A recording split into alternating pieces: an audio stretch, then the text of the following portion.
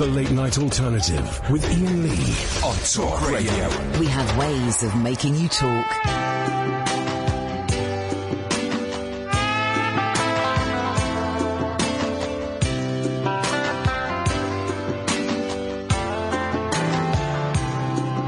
When I find myself in times of trouble, Mother Mary comes to me, speaking words of wisdom, let it be.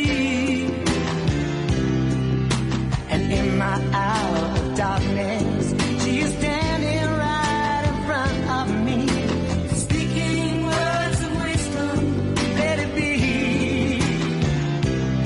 Let it be. Let it be. Let it be. Let it be. Whisper words of wisdom, let it be. When the broken-hearted people living in the world agree, there will be an answer, let it be. Although they may be parted, there is still a chance that they will see. There will be an answer, let it be. Let it be, let it be, let it be, let it be.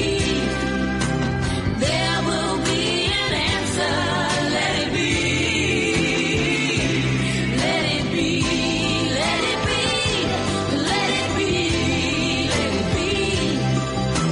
There will be an answer, let it be.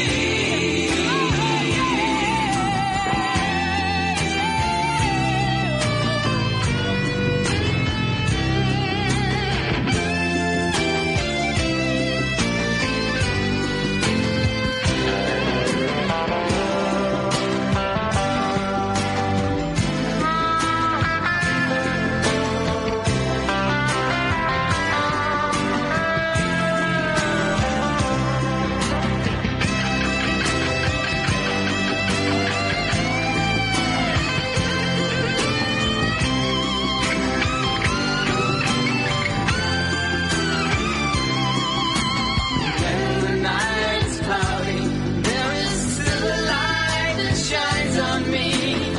Shines until tomorrow, let it be.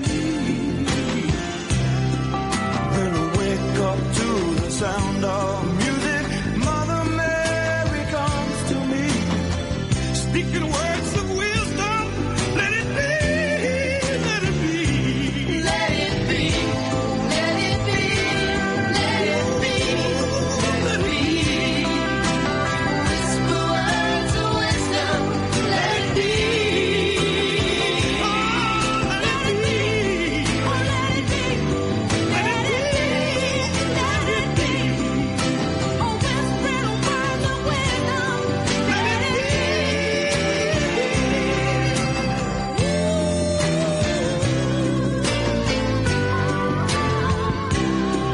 When I find myself in times of trouble, Mother Mary comes to me, speaking words of wisdom, let it be.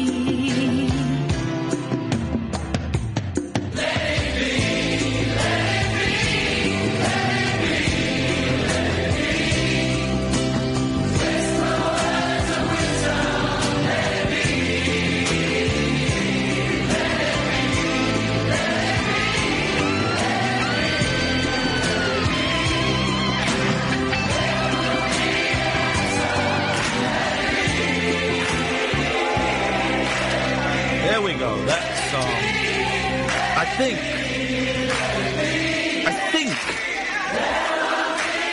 there's Ali Osman from Ozcabs. There he is. I think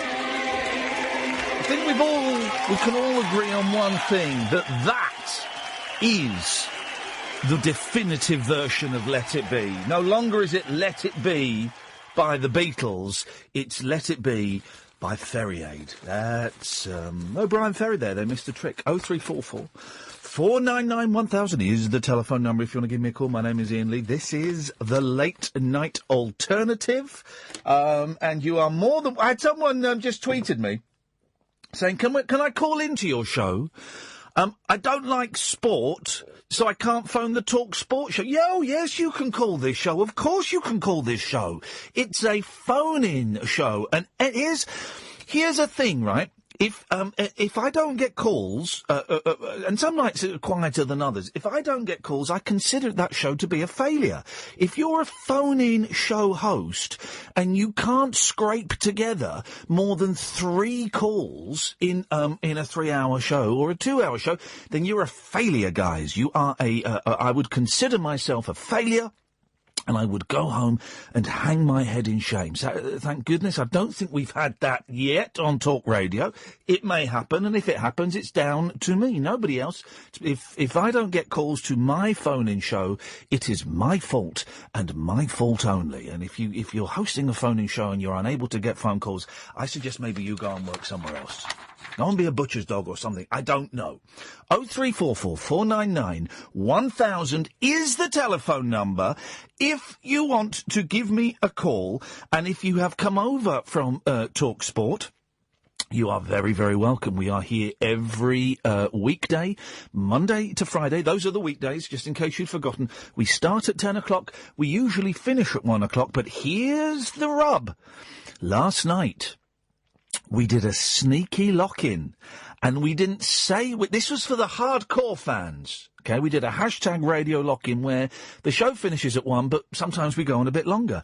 And last night, as we finished and it went to the 1 o'clock news, I said to my producer, Catherine, I said, do you fancy doing a bit more? I've got a bit more material left. There's loads of stuff we've not done in the papers. And she went, yes, and we checked with Sam, and he said yes.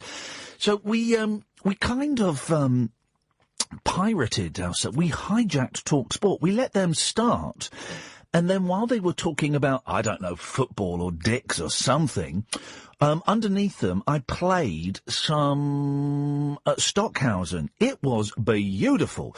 And then we did about another 45 minutes of radio, and we had loads of calls. And the most interesting thing we found out at about 1:30 this morning?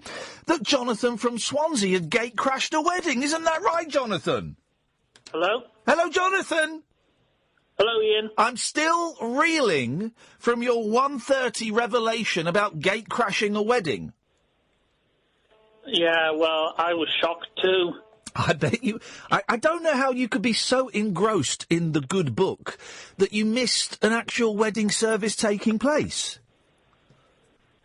Well, I had nothing better to do at the time. I was waiting for someone, and they forgot because they were, yes. A pensioner or whatever. Oh, a pension. Here's the thing, right? I'm not religious. I do think it's, I think they're pretty dumb. All of them. But I do like going and sitting in a nice old church. Oh, yeah. It can be very peaceful sometimes. It can also be very lonely. Yeah. If you're the only one there and you've got something weighing down on you. Yeah. Well, but, yeah, I know what you mean. But I kind of like that. I like the peace. I like the old, it's got to be an old church, not one of those. You get sometimes like a sort of council estate church, and I don't mean that in a derogatory way. I mean it's built on a council estate, and it looks like it was built, it's just built from brick in 1965, and it looks, they look awful, those kind of churches. I like the good old-fashioned churches. I like going in, I like sitting there in silence, sometimes meditating. Sometimes I'll get down on my knees, Jonathan. I don't quite know what I'm doing on my knees, but I'll get down sometimes. I think you're suffering from what we call blue pill psychosis. What? Just because I kneel in a church? No, it's because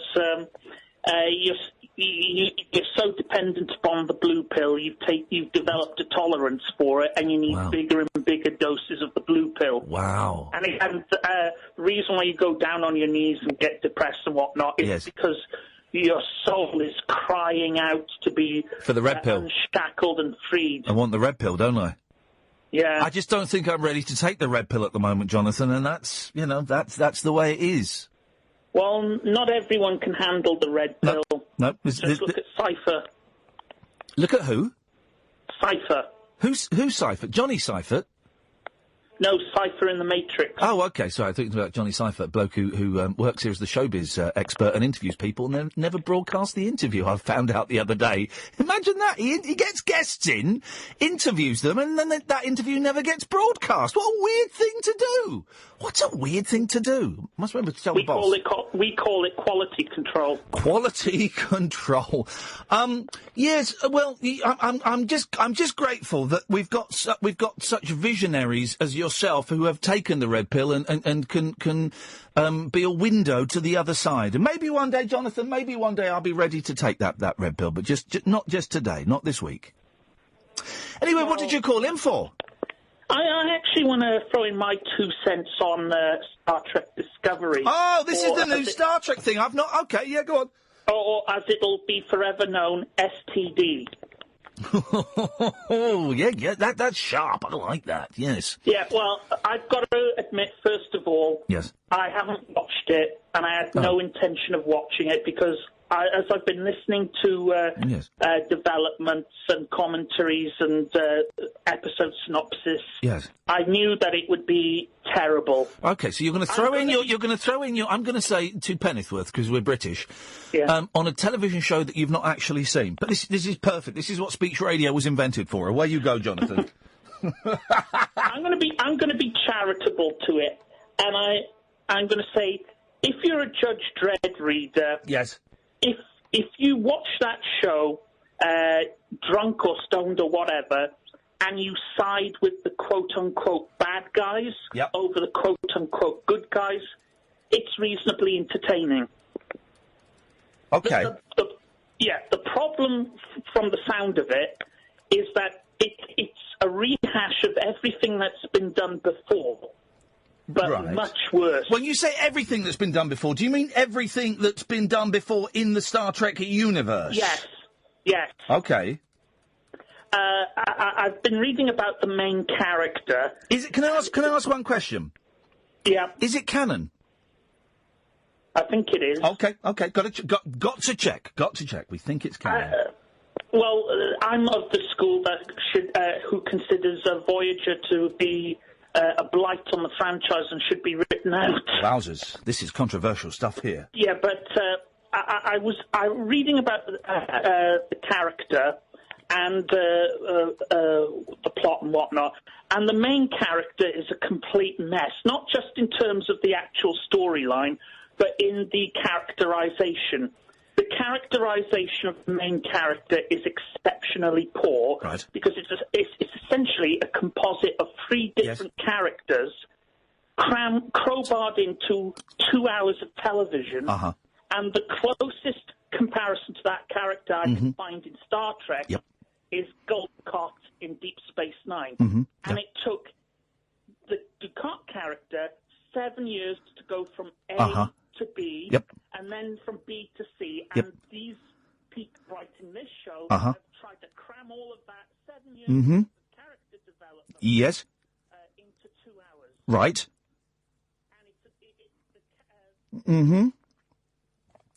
OK, that's great, Jonathan. Thank you so much indeed for that. 0344 499 1000. This is Talk Radio. The Late Night Alternative with Iain Lee on Talk Radio. We'll get you talking. Oh, yes. 0344. By the way, thank you very much to Ray Murray, who has compiled... I tweeted the other day. Has anyone got a list of all the guests that we've had on the Late Night Alternative on Talk Radio since we started 18 months ago? And within a matter of minutes, Ray got in touch with a pretty comprehensive list. I think he missed off maybe a couple of people. I don't think Norina Pallett was on the list. But it was pretty comprehensive. I posted it on my Facebook page and added the last couple of guests that we've had. If you want to see it, facebook.com/Iain Lee. Facebook.com/IAINLEE. It's a pretty comprehensive list. And also, they're pretty amazing people that we've had. And if you've missed any of them, some of them are still up on the Talk Radio website. But if you go to iainleepodcasts.co.uk, which has got pretty much every bit of audio that I've ever done, and it's run by the excellent Matthew Stevenson, great friend of the show, great personal friend of mine now. Most of the interviews, I think, are up there. I don't know if they're all up there, I'm not totally sure, but most of them are, and they will be at some point in the future. So go to iainleepodcasts.co.uk and enjoy yourself. Why don't you? We've got some really good guests coming up this week as well. It's going to be quite busy this week. We've got, I'm going to meet Arlene Phillips tomorrow, who is absolutely delightful. I love Arlene. So I'm going to Pineapple Dance Studios, guys, to meet Arlene, which will be great. Then I'm going to Mike Stock's house on Thursday, and then on Friday I'm meeting Robin Asquith, and also this week we're going to play out the Mark Lewison interview that I did. He wrote, he's a Beatles expert and an author, and the Johnny Rogan interview. He's another author. And then this is where my thinking is. Then I think maybe we have a little break. And you can call in and let me know what your thoughts on this. Okay, 0344 499 1000. Always keen to get your views. And then I think we have a little break on guests. Just a little break on guests and just focus on honing the phone-in aspect of the show. Do you think maybe? Would you agree with that? Would you agree with that, Kath? We should do. I think we go that way for a little bit. Saying that, we have got a couple of guests lined up. Jim Dale's coming back on. I think if a big star like that gets in touch, then we'll invite them on. But on Peter Hook as well, of course. But I think maybe we just hold back on some of the interviews a little bit. I don't know. I'm at these. I tell you where I'm at, and Andre, I will come to you in a second. I'm talking for a long time, hoping that you hang up. Or someone else calls in, 0344 499 1000. I'm kind of just at every few months, I just want to shift things around a little bit, because I don't like slipping into a formula, and I don't like getting particularly comfortable, and I kind of like making things a little bit harder for myself. So I'm kind of thinking maybe we just go back to doing kind of a phone-in show type thing and see where that takes us. I don't know. I may be thinking something completely different in 20 minutes. We just don't know, guys. 0344 499 1000 is the telephone number. No one else called in. He didn't take the hint. So we go to Andre. Oh, thank you very much. Oh, just checking in. Thank you very much indeed. And by the way, can we just say, shut up. Can we just say, hats off to Vera Duckworth. A round of applause for Vera Duckworth, ladies and gentlemen. What Vera Duckworth? So, she passed away today. Oh, I didn't know. Liz Dawn passed away. We were talking about her last week. Could it be the curse? I don't know. But if you want to phone in and just applaud Vera Duckworth, you'd be very welcome. Congratulations to her. That's not what we usually say when someone's passed. Hello, Andre. You shouldn't really say that, Ian, because... And it's lucky you said her name right as well. But what I was going to say... Yes, Andre, hang on a second. I'm just going to put him on hold for a second. I think I just heard Andre say congratulations to Vera Duckworth. I think. I'm not sure. He won't know because he's certainly not listening to me. Yes, Andre? No, I didn't say congratulations, but it's lucky you said her name right. Yes, it wasn't lucky. I knew her name, and you did say congratulations. But anyway... No, I never. But yes, you did. Where are you going tomorrow night? Yes, you did. Where are you going tomorrow night? Was it somewhere by Dex's Midnight Runners, wasn't it? What was the name of the place? Sorry? Well, where are you going tomorrow night? That name of that place? I'm not going anywhere tomorrow night. I'm going to Talk Radio. Come on, Eileen, I'm saying, wasn't it? No, I'm going to see Arlene Phillips. Arlene. Well, what I was going to say, as a fan of listed churches myself, yeah? Yes. And ancient architecture, I would just like to say... Do you have the Smiths? Have you ever heard their song called Cemetery Gates? No, I don't know the Smiths that well. Well, I can sing you a little bit if you'd like. I know you'd like. You know you want me to. Right, a dreaded sunny day, so I'll meet you at the cemetery gates. Oh, Keats and Yeats are on my side. Whoa, Yeats on yours. So we go inside and we gravely read the stones. All those people, all those lives, where are they now? With loves and hates and passions just like mine, they were born and then they... What is going on tonight? What? is going on tonight? Isn't technology amazing? While I was enduring Andre, I'm tweeting a young lady called Katie. I'm not sure how you pronounce her name. Folger, I'm going to say. Folger. Who is one of the stars of this brilliant programme that I've been banging on about, Day 5. She's going to come on the show this week. And this is all happening while I'm listening to a drunk man murder a Smith song. Isn't that incredible? She's going to... If you've not seen Day 5, Season 2 has just ended. Have you seen the end of... Flippin' heck. I've had the director. The director sent me the last episode a week before it went out. Flippin' heck, man. It is some programme. It is some programme. Well, Katie's the sniper lady. She's going to come on the show this week. How exciting is that? Good evening, George. Oh, I'm trying to get your programme on the telly, on the internet. Yeah, it's a radio show. Yeah, I know, but I can get all the radio programmes. I'll get LBC, BBC, everyone. Yes. Well, I can't get yours. No, we're not on the television. Oh, you're not? No. Oh, I've got all the digital radio. Can get it on there. We're on the digital radio. If you've got a what they call, I believe, a clever phone, you can download an app. Get it on there, but I wanted to get it through my telly as well. We can't. We're not. We are a very exclusive club, George. Oh, right. All right, then. Thanks very much, then. Is that it? Pardon? Thanks for calling. I've got no idea what's going on tonight. Oh, hang on a second. Here we go. Danny Baker's just set us a challenge for the show. Oh, Mr. Baker. Yes. He just sent me a message saying, I once did this, like, Dredge, you stay there. Dredge, you'll be part of this. We need 3 more callers. Okay? We just need 3 callers, okay? 0344 499 1000. So Danny Baker's just tweeted me, Dredge. Yeah. I think he might be drunk. Again, as usual. I once did this live on air with 4 callers. They failed. May I suggest you could attempt it? And he sent me a little song. Right? Okay. This is the song. Here we go. Zilch, Mr. Davalina, Mr. Bob Davalina, Mr. Davalina, Mr. Bob Davalina. Zilch, China Clipper calling Alameda. China Clipper calling Alameda. Zilch, China Clipper calling Alameda. Self-defense. Never mind the furthermore, the plea is self-defense. Never mind the furthermore, the plea is self-defense. It is of my opinion that the people are intending. It is of my opinion that the people are intending. It is of my opinion that the people are intending. It is of my opinion that the people are intending. It is of my opinion that the people are. It is of my opinion that it is of my people that the offense. Never mind the furthermore, the plea is self-defense. It is of my opinion that the people are intending. Right, okay, so we need 3 volunteers. Let me just hang on a second. Any volunteers, I'm tweeting. And do you know what? I'll tweet Mickey Dolenz just in case. There we go. So why don't you phone up Nesmith? Could do. Got his number. That would go down well, wouldn't it? Mike, yeah, sorry. Can you do Zilch for us with Dredge and 2 randoms, please? Thanks very much.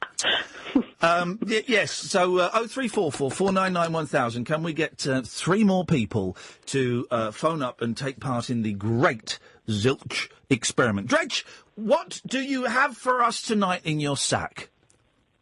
Pardon? So it was the first ever screening of our short film that you and I made this evening. I mean, you and I made a short film this evening, and it was screened, was it? How did it go down? How many people were there? It was blooming packed out. Yes. And did people enjoy it? What was it? What was this evening? Tell me what this evening was. It was called Kino London, and it was a night of lots of short films. Yes. In a really nice plush venue. In Angel. It looked really dank from the outside. I thought, oh dear, but as soon as I went in, it was this really lovely room, you know? Yeah. So you could possibly do a rabbit hole there, who knows? I don't know, it was nice. Okay. But they showed this film and we had to introduce it. Me and Jeff, the chap who made it, we had to introduce it. And I gave a plug to your show. And the audience as one said, who's he? Oh. And it's great. It's great that they're still asking questions about me.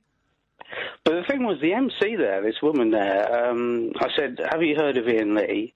And she said, oh, yeah, I worked on The Persuasionists. Hey!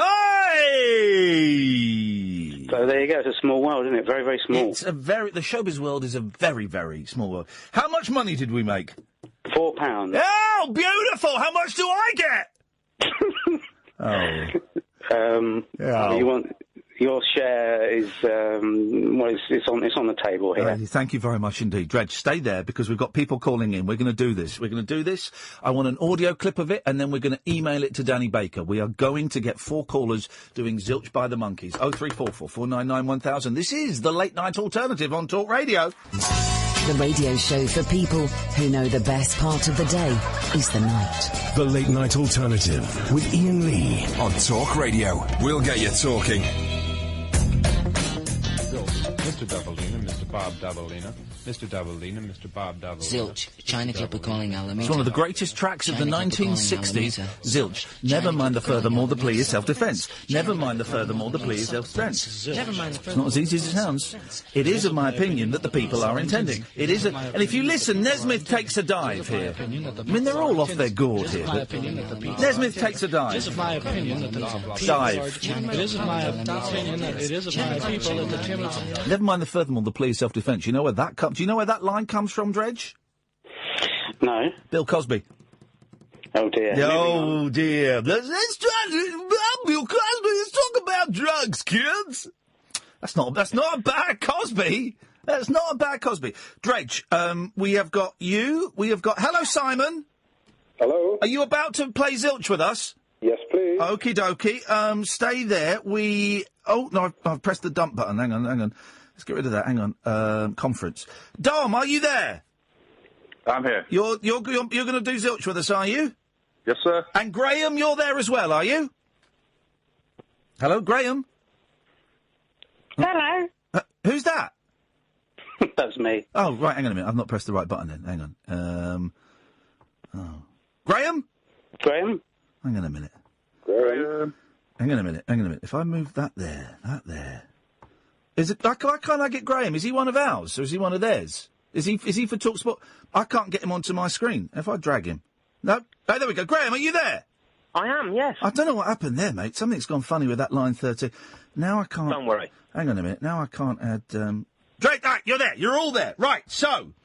Let's do this, record this, I'm going to clip it, we're going to send it to Danny Baker and show him that my listeners are a whole lot better than his listeners, all right, guys? This isn't going to work. Shut that front door. Yes, who's speaking? Sorry, it's Graham. OK, Graham. I just need a couple of instructions. I've got the lyrics in front of me. Yes. Do we have a verse each, or do we... Jesus Christ. I'm sorry. When you were explaining it, I was actually dialing, so I missed the explanation. OK, so do you know the song Zilch? I do now. Right, OK. Shall I play it for you all again? Yeah, go on then. OK, so this is what we're going to recreate. No, don't. Zilch, Mr. Doubleina, Mr. Bob Doubleina, Mr. Doubleina, Mr. Bob Doubleina. Zilch, China Clipper calling Alameda.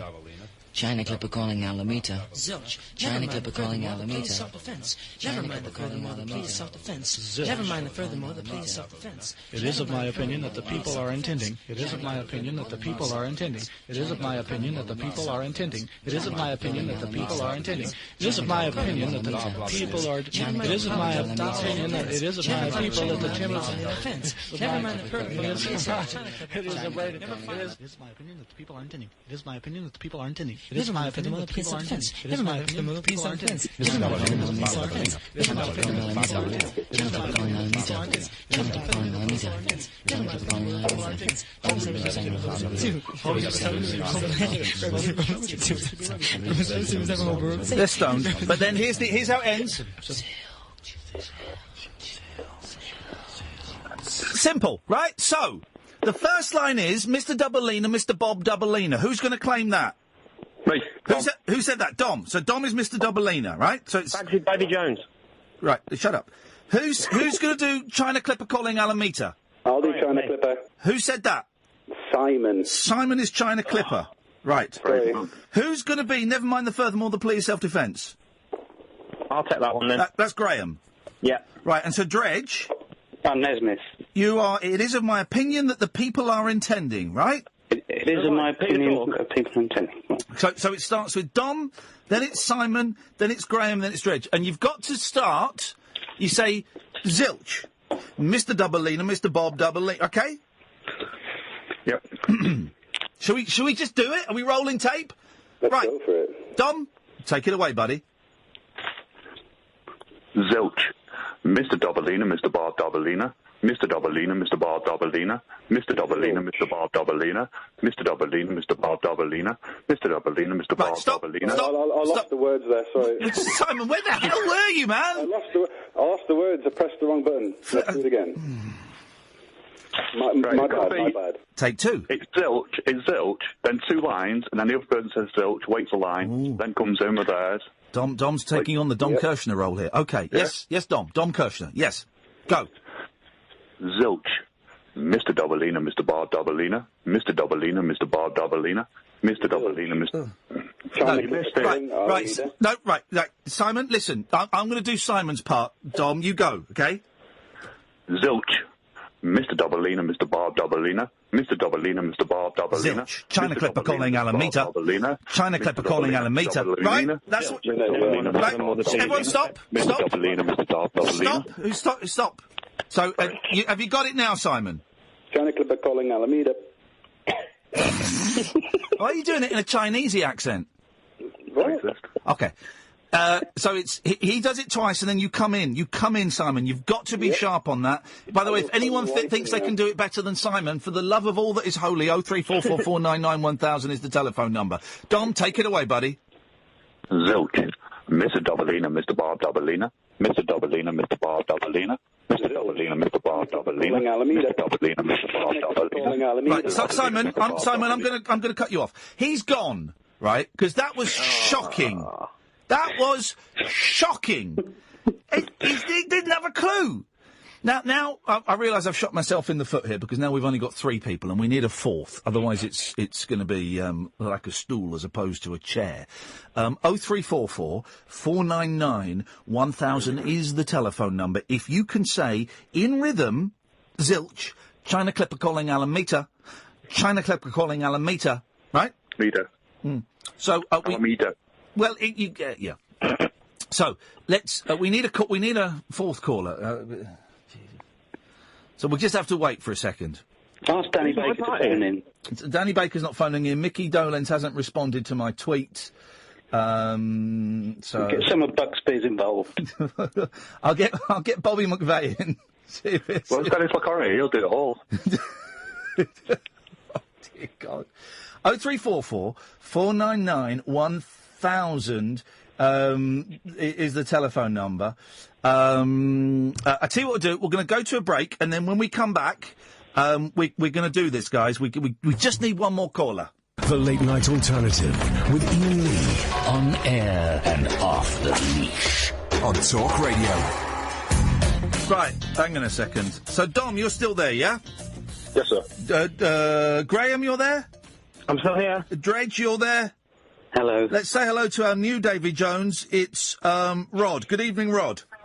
Hello. Good evening, everyone. Good evening, Rod. Good evening, Welcome to the... Good evening, Rod. How you doing? OK, guys. We haven't got time for the niceties. We're straight into it. Who's got their radio on? Not me. Harmony's on Rod. Who's got an echo on their phone line? Not me. Right. Hang on a minute. I'm taking them all off. Because one of them's got an echo on their phone line. And what we'll do is we'll go through them one by one, and we'll find out who's got an echo. We'll go to Dom first. Hello, Dom. Is there an echo on your phone line? Hello, sir. There is no echo on my phone line. Thank you, Dom. Let's go to Graham. Hello, Graham. Is there an echo on your phone line? I am echo-free. Thank you very much indeed. Let's go to Dredge. Hello, Dredge. Is there an echo on your phone line? No. Oh, well. OK. Oh, hang on, I've balls that up. Let's go to Rod. Hello, Rod. Is there an echo on your phone line? I hope not. There is. I can hear it. There is, isn't there? There is. What can I do about that? I just think it's going to make things all the more complicated. We'll give you... but you know what? I'm fair. I'm going to give you one shot at stardom. If he balls it up, you're off. Right, do you know your line, Rod? Yes. Do it, I'm practice taking it. over the China Clipper, yeah? Yeah, practice it. Zilch, China Clipper calling Alameda. Perfect, that's all we need. Right. Dom, then Simon... Dom... Simon's dead to me. Dom, then Rod, Then Graham, and I just read now I know why Danny Baker's not on the air very much, because he comes up with these stupid ideas that are completely unworkable. It's Dom, then it's Rod, then it's Graham, then it's Dredge, okay? What about Jane and Freddie? Shut up. And then you have to break down, and then you have to do it super fast, then you have to whisper Zilch. Okay. Right. I'm doing the first bit, and that's it. Yes. So, here we go, starting with Dom. Zilch. But Miss Whoa! What was that? What was that? That was brain not engaging. Brewers droop there. Brewers droop. We've got Ray on standby. Ray's our substitute if we need one. Okay. So Dom, just take a deep breath, buddy. There's a lot of pressure on. I know that. I understand that. Let's see if we can make this happen. Zilch. Mr. Bobolina, Mr. Bob Dobalina. Right, stop. No, I know. Right. One more time. You're saying Bobolina. It's not Bobolina. It's Dobalina. No. I know. I was mixing the words up. This is... Away you go. Time. Away you go. Zilch.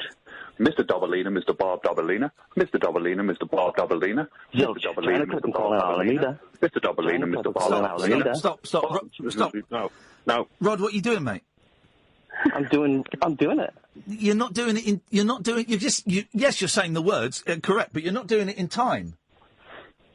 I am. Maybe my echo isn't. Jesus. Can someone? It's Mr. Dobalina, Mr. Bob Dobalina. Mr. Dobalina, Mr. Bob Dobalina. Zilch. China Clipper calling Alameda. Yeah. Right. China Clipper calling Alameda. Okay, right. Away you go. This is it. I can feel it now. This is good energy. We're going to do it. Away you go. Zilch. Mr. Dobalina, Mr. Bob Dobalina. Mr. Dobalina, Mr. Bob Dobalina. Mr. Dobalina, Mr. Bob Dobalina. Stop the clock. You say Zilch. Let's listen to the original, because this is really starting to piss me off. Right. It's on the Lena. It said the Zilch. Zilch. Yeah, but you're not, though. I am. Zilch, wait a line, and then say it. Right, shut up. This is it. Right, so, this is Dom. Zilch. Mr. Dobalina, Mr. Bob Dobalina. Listen. Mr. Dobalina, Mr. Bob Dobalina. Zilch. China. So it's Mr. Dobalina, Mr. Bob Zilch. Mr. Dobalina, Mr. Bob Zilch. That's what I was doing. I think it might be my echo. Away you go. I can hear my echo. I'm really sorry to Dredge and Graham. We haven't even got to what is going to be a monumental cock up on your part yet. Steady. So right, Dom, let's you start. Zilch. Mr. Dobalina, Mr. Bob Dobalina. Mr. Dobalina, Mr. Bob Dobalina. Mr. Dobalina, Mr. Bob Dobalina. He's gone. No. He's gone. We're bringing in our substitute. Good evening, Ray. Good evening. Well, let's have a go. Yes, this is it. The king of pop, Ray, is here. Let's see if we can do this. Do you know your line, Ray? Of course you do. China Clipper calling Alameda. Yeah. Well, maybe not so much in the back of the throat, but yes. Right. Okay. So someone's tweeting me, let them get on with it, Ian. They're ballsing it up! Yes, I'll let them get on with it and do it wrong, yeah, sure. Or we can do it properly. It says here on Twitter, expect a low-key tiptoe through the day's news. There we go. Well, this is it. Right. Dom, let's do it. One take. Here we go. Boom. Zilch. Come on, man. That's not the laughing bit yet. No. He's got that bit right. You've got to give him that. Yeah. Zilch. Mr. Dobalina, Mr. Bob Dobalina. Mr. Dobalina, Mr. Bob Dobalina. Zilch. China Clipper calling Alameda. China Clipper calling Alameda. Yeah, do you know what? I think there might be ever such a slight delay on the lines, okay? So I'm going to work with that. Who was that who went, That was me, I'm afraid. It sounded like it was gone out of time. It went a little bit out of time, but I think there might be ever such a slight delay on the lines. So in which case... I apologise for the groan. Yes, hello? Hi, yeah. Dom. Yes, Dom. There we go. I dumped that. Come on. I dumped that. How dare you? I dumped that, but you guys were really winding me up. Oh, Lord. Yes, I'm with that mouth. Yes. Right. So we're just going to go for it, ladies and gentlemen. Let's go for it. Here we go. This is the late night alternative, made for radio band performing Zilch. Take it away, Dom. Zilch. Mr. Dobalina, Mr. Bob Dobalina. Mr. Dobalina, Mr. Bob Dobalina. Mr. Dobalina, Mr. Bob Dobalina. Right, I've got it. Ray, because right, and all of you, you've got to come in. Shut up. You've got to come in like a beat before you think you've got to come in to counter the echo, right? And that means that in the other people's ears, it will still sound a bit off. But you've just got to keep going, okay, until I say stop, right? Right, let's do it. So Ray, you've got to come in. Sorry. Have you got a metronome? Oh, do you know what? I left my metronome in the car. Sorry about that. Right, so you've got to come. All of you have got to come in half a beat or a beat earlier than you think you have. This is it. We've got it now. We've got it. Right, Dom. Good job I trained with Frank Zappa. Isn't it just? Ladies and gentlemen, would you please welcome the first made-for-radio band performing Zilch. Dom, take it away. Zilch. Mr. Doubleina, Mr. Bob Doubleina, Mr. Doubleina, Mr. Bob Doubleina, Mr. Doubleina, Mr. Bob Doubleina, Mr. Doubleina, Bob Doubleina, Mr. Doubleina, Mr. Bob Doubleina, Never mind Alameda. Please self-defense. Bob Doubleina, Mr. Doubleina, The people are intending. The people are intending. The people are intending. The people are intending. Never mind Alameda. The people are intending. Break it down, break it down, break down. Here we go. Mr. Doubleina, Mr. Bob Doubleina. Faster, faster.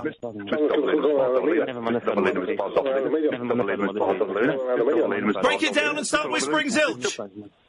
Zilch. Oh, yeah. Right, who said oh, yeah? You ruined it at the end there. Absolutely ruined it. Send me that clip. We're going to send that to Danny Baker, and that is proof, if proof be needed, that now we know exactly why. Put this at the end of it as well. We know exactly why Danny Baker is not on the radio anymore, because he comes up with completely unworkable ideas that frustrate not only the callers, not only the listeners, but also the host. Thank you very much indeed. 0344 499 1000 is the telephone number if you want to give us a call. 20 minutes we wasted on that. Hey, good news though. It turns out that Prince Harry and Meghan Markle are going out with each other. Isn't that fantastic? Because I wasn't sure. We weren't sure if that was going to happen. We didn't know. We've heard rumours and we've seen pictures of her in her pants because she's an actress. We weren't sure. But they have been spotted holding hands. I would imagine, because he's at the Invictus Games, I would imagine that he's giving her a right royal seeing to this evening. Off with his head. Something like that. You make your own jokes there. But Prince Harry and Meghan Markle clutch hands in their first joint public appearance. Oh, isn't it wonderful?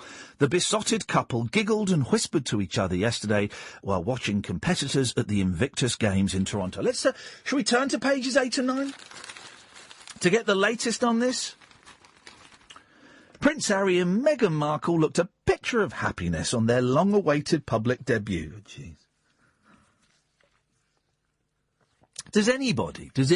I know when Diana and Charles got together that it was that like old people got excited and stuff, right? And I know that does anybody? No one actually cares, do they? No one cares apart from them. Really? Can't wait for the wedding though. What's she gonna wear?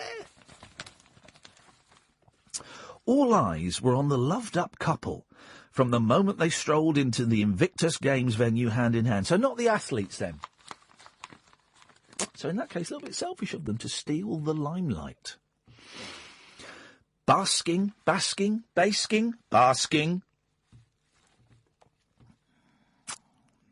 In 86 degree Fahrenheit. Let me just check what the weather is in Marrakesh for next week. Let me just have a little checkette. Oh, my. Is 35 hot? Is 30... What's that in old money? How do I make that into old money? Hang on a minute. There we go. Oh, next week it's going to get up. Oh, look at that. Next week it's going to... Bloody hell! Next week, 95 degrees, old money. 95 degrees.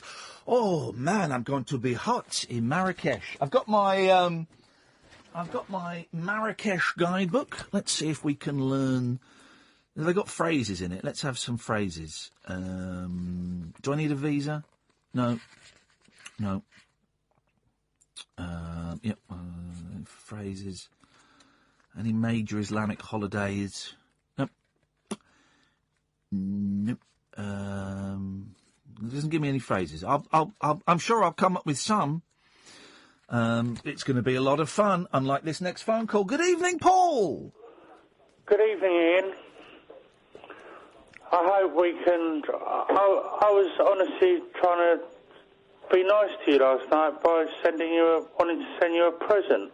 OK, well, I didn't want it. OK, we didn't even hear about who the book was by or It's anything. Graham Parsons. I don't really like Graham Parsons. OK, well, you love the birds, don't you? No, I don't really love the birds. I find them fascinating, but I like reading about them, but I don't really love them. Oh, OK. Sweetheart of the rodeo? That's very kind of you to call me that. No. OK, I'll get on with it. You were talking about the Invictus Games a minute ago, yes. Prince Harry. I watched a bit live last night. I only caught a little bit. It was a 200 metres race. Men's 200 metres race. Yes. And I watched it and I thought, there's nothing actually wrong with these athletes. The guy that won it, his disability was he had lost all feeling in his left hand. Right. That's the truth. Right. The way he ran the 200 metres, it was like he could have been in the actual real Olympics. Like proper running, for proper people, yeah? No. See, don't twist my word. Don't get me wrong. But I don't understand why he could not actually run...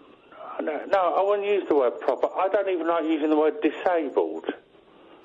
I don't even like using the word special. I don't know actually what word to use. I'm stuck with that. I'm stuck with what word to use.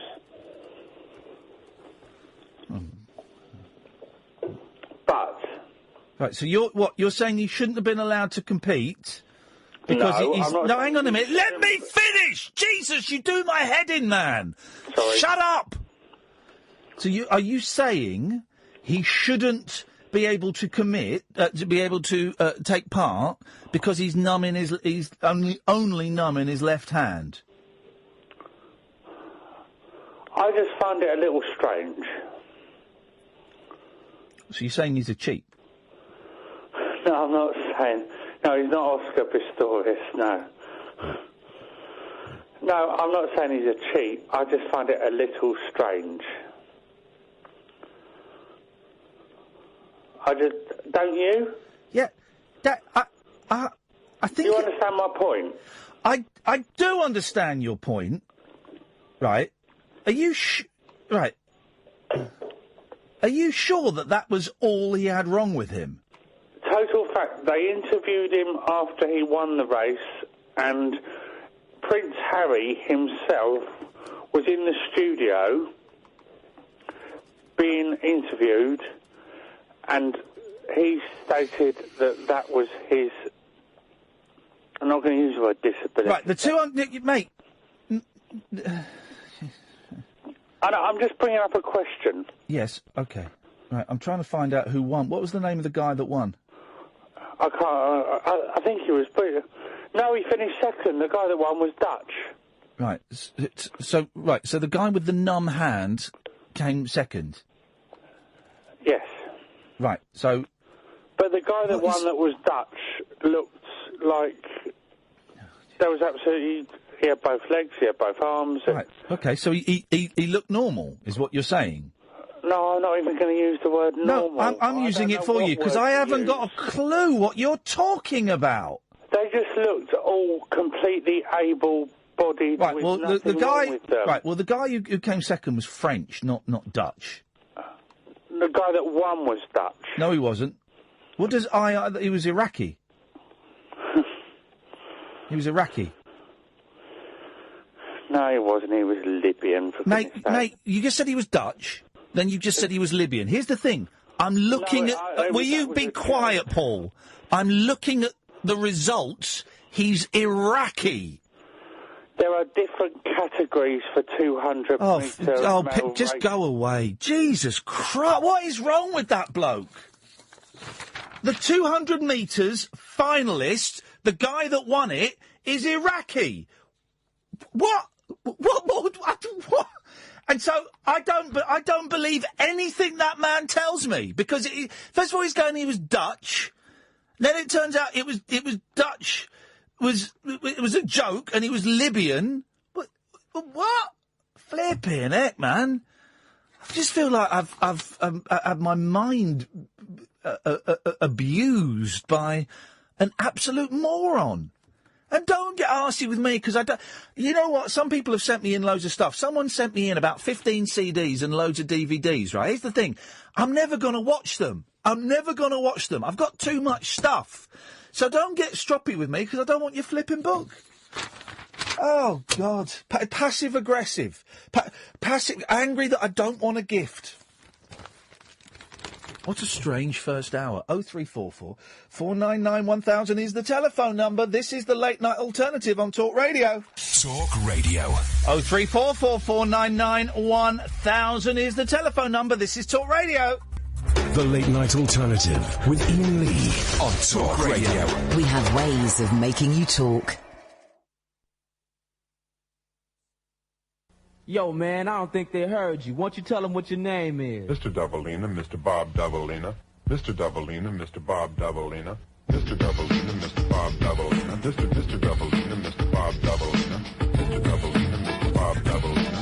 Mr. Doubleina, Mr. Bob Doubleina. Mr. Doubleina, Mr. Bob Doubleina.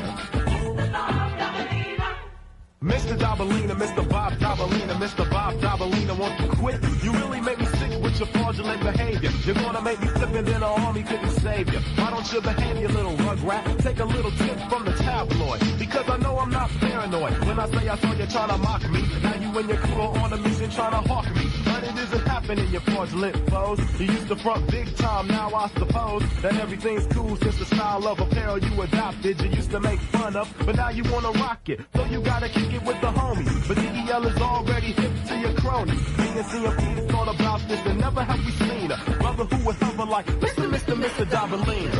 Mr. Bob Doubleina. Mr. Doubleina, Mr. Bob Doubleina. Mr. Doubleina, Mr. Bob Doubleina. Mr. Doubleina, Mr. Bob Doubleina.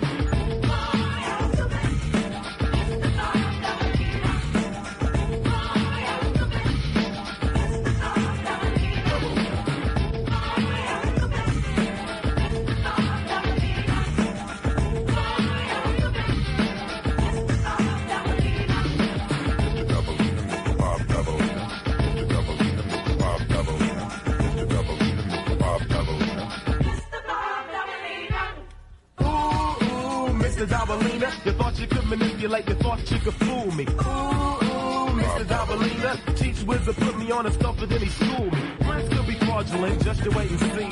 First he was my money grip, then he stole my honey dip. Mr. Doubleina is a serpent, don't you agree? The little two-timer resembles Aunt Jemima, with jeans and a dirty white hoodie. Seems like he wouldn't be a snake, or would he? Disguises come in all sizes and shapes. Notice the facade of the snakes, they all catch the bait, even though last year there was GQ. Took a lot of time before the DEL could see through the mask. All I had to do is ask the Emperor and Kwame, and my man responded they was Kwame. Fraudulent foe with the strength of Hercules. The way you all must really hurt your knees. You need to take heed and quit being such a groupie. Ever since I did a little show in Guadalupe, I never saw a groupie like you. But what is funny is you wanted to be down with my crew. But DEL is not down with any clowns of justice. So I would suggest that you try to impress Uncle Fester Doubleina, because you don't impress me, Doubleina. The style of dress is not the key, Doubleina. It's all in the mind and the heart, so you should start by remembering you gotta pay a fee, Doubleina. Mr. Doubleina, Mr. Bob Doubleina.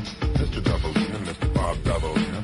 Mr. Doubleina, Mr. Bob Doubleina. Mr. Doubleina, Mr. Bob Doubleina.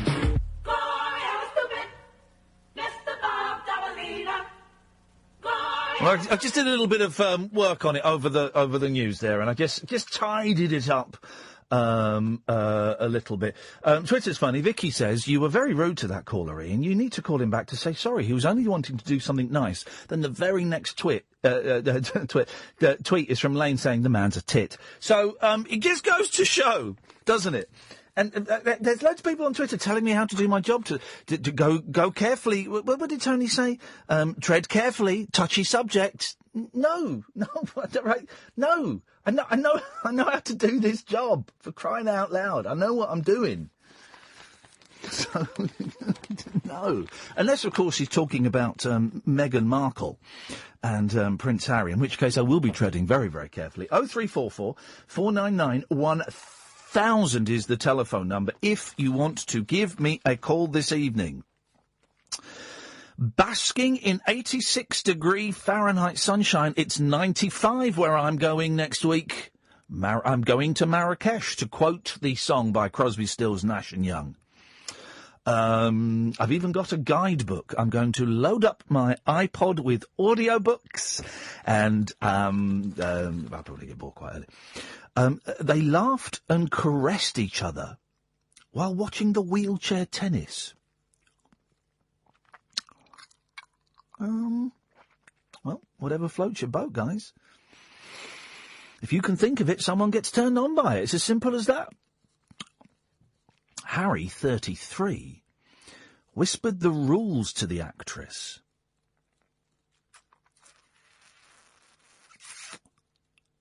How do you know? How do you know? You must have. How do you know what was saying? Maybe lip readers. There are bound to be loads there, aren't there? Harry, 33, whispered the rules to the actress, tenderly putting his arm around her at one point, and it appeared he had a slight semi on.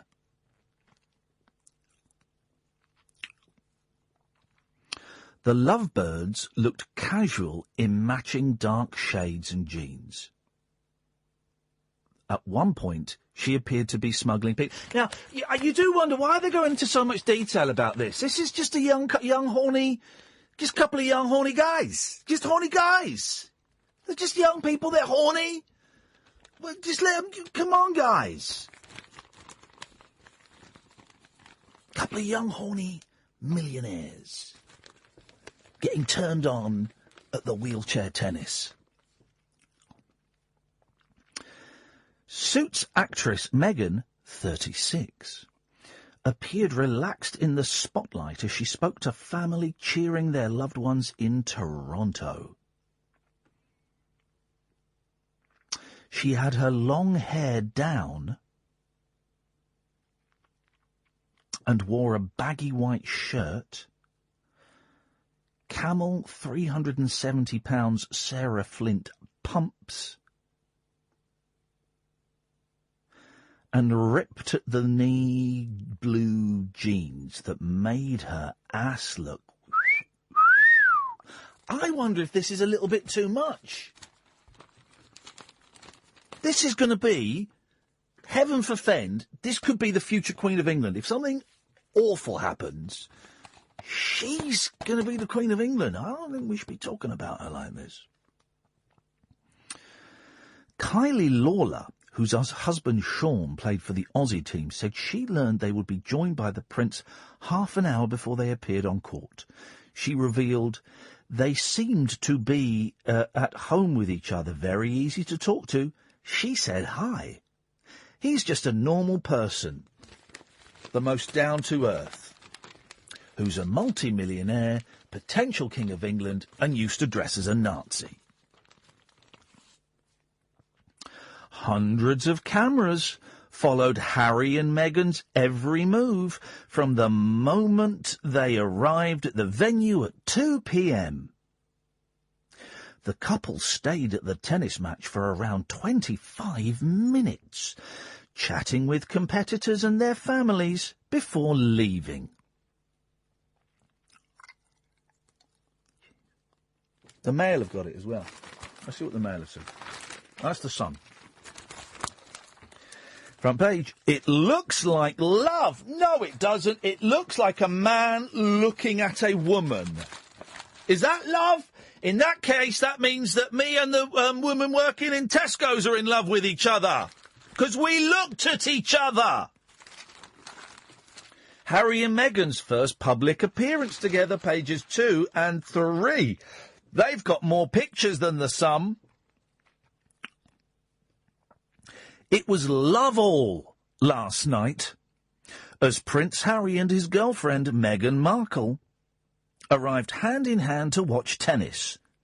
And for the couple's first official appearance together, the American actress wore a £137 white top named The Husband.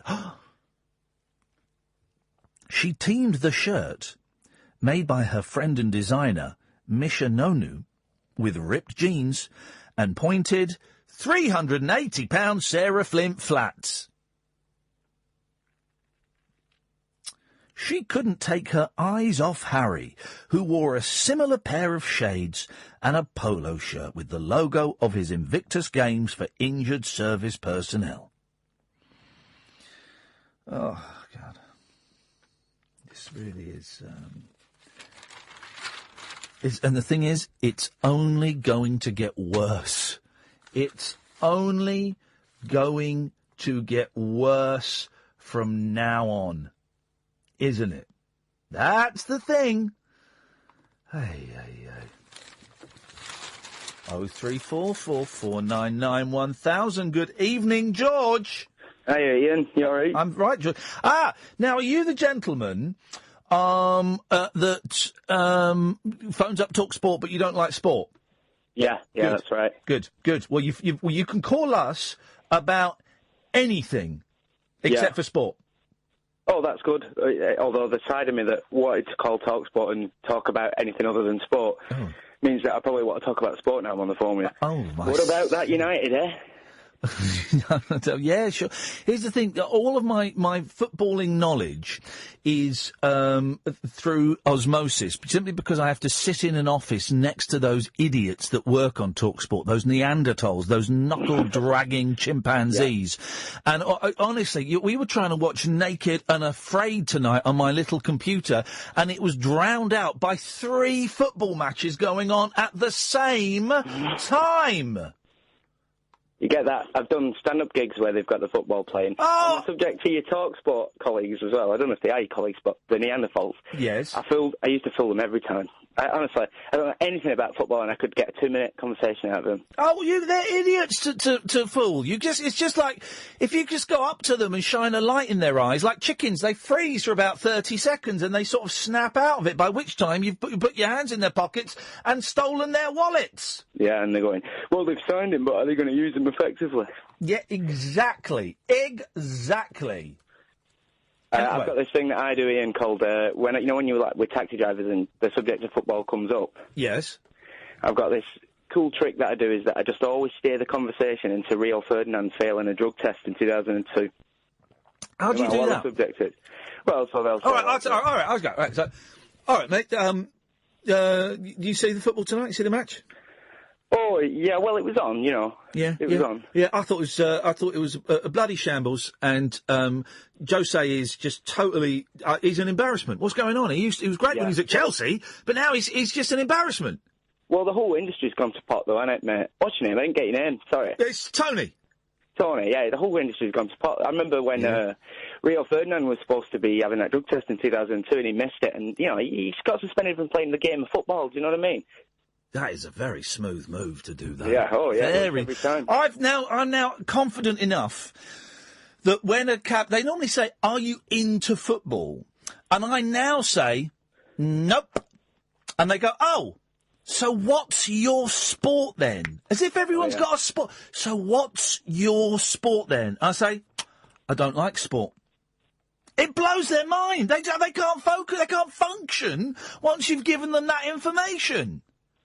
Yeah, and then it's worse for me, Ian, even when I say, well, I like wrestling, and then it's an argument about, well, it's not a sport, and I'm like, well, I know it's not a sport, but I thought if you asked me, it's the closest thing to a sport. I'm very excited that not the next Olympics, but maybe the one after that, they're looking at introducing esports into the Olympic video games. Into the Olympics? Yes, mate. Oh, yes. That would be awesome.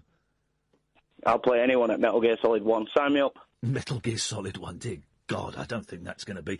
But I'm getting back into video games, but the ones I bought are rubbish. I bought Call of Duty Black Ops 3, and it's boring. It's just fighting robots. I thought it would be. I want to go and fight in a war. Not real war, obviously. I'm not an idiot, but I know you're referencing Grand Theft Auto. I know. But come on now, we're not those TalkSport monkeys, and we do have a level of Now you've gone. Go back to TalkSport. Jesus. Let's go to a break. The radio show that knows truth is always stranger than fiction. Week Monday, I get shoes. The Late Night Alternative with Iain Lee. Because they're too real to be part of my imagination. On Talk Radio. 0344 499 1000 is the telephone number if you want to give us a call. But steady on. There's witty badinage, and then there's banter that's a little bit too fruity, and that banter was a little bit too fruity. The dump button was used once, but the second time, guys. Here's a thing. Have you seen this picture of Jude Law's daughter, Catherine, in the newspaper?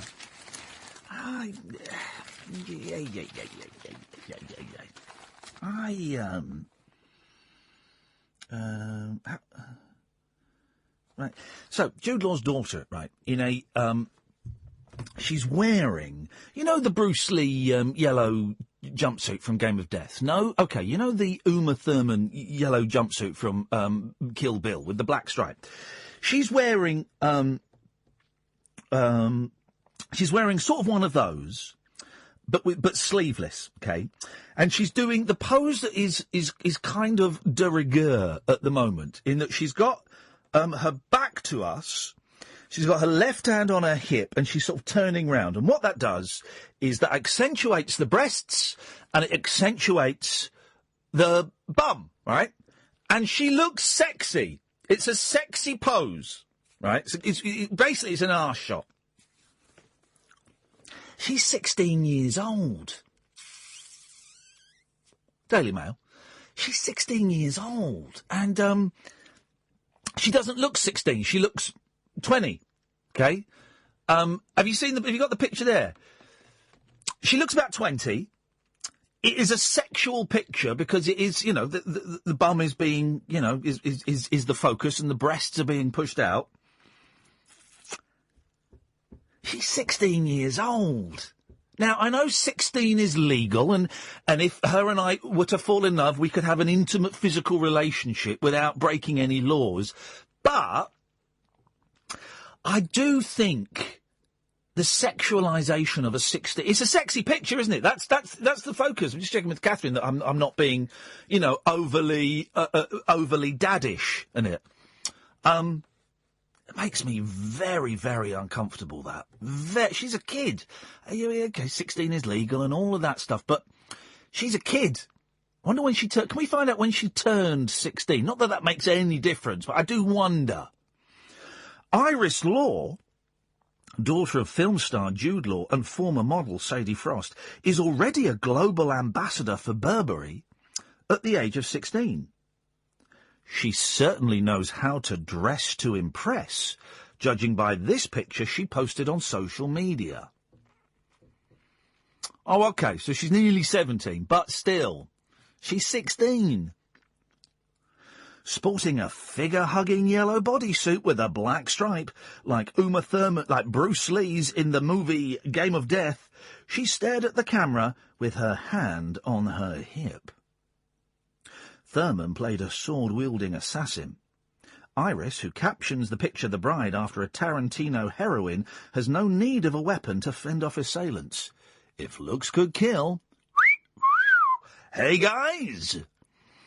Right, so she's taken the picture herself. OK. I suggest her dad needs a strong word with her. But for the Daily Mail, then to kind of reprint it and it's a bit dirty Mac Brigade. It really is. I mean, wow. Makes me very, very uncomfortable. 0344 499 1000. Good evening, Kyle. Evening, boss. You all right? I'm all right, mate. What you got for us? cool. Well, it was. Well, I'm reaching out, and I'm almost asking you to use your radio show. Excuse me, as a kind of Wikipedia. Is it okay? Of course it is, mate. That's what we're here for. Steady on. What's going on with the coughing? Well, some of the drink went the wrong way.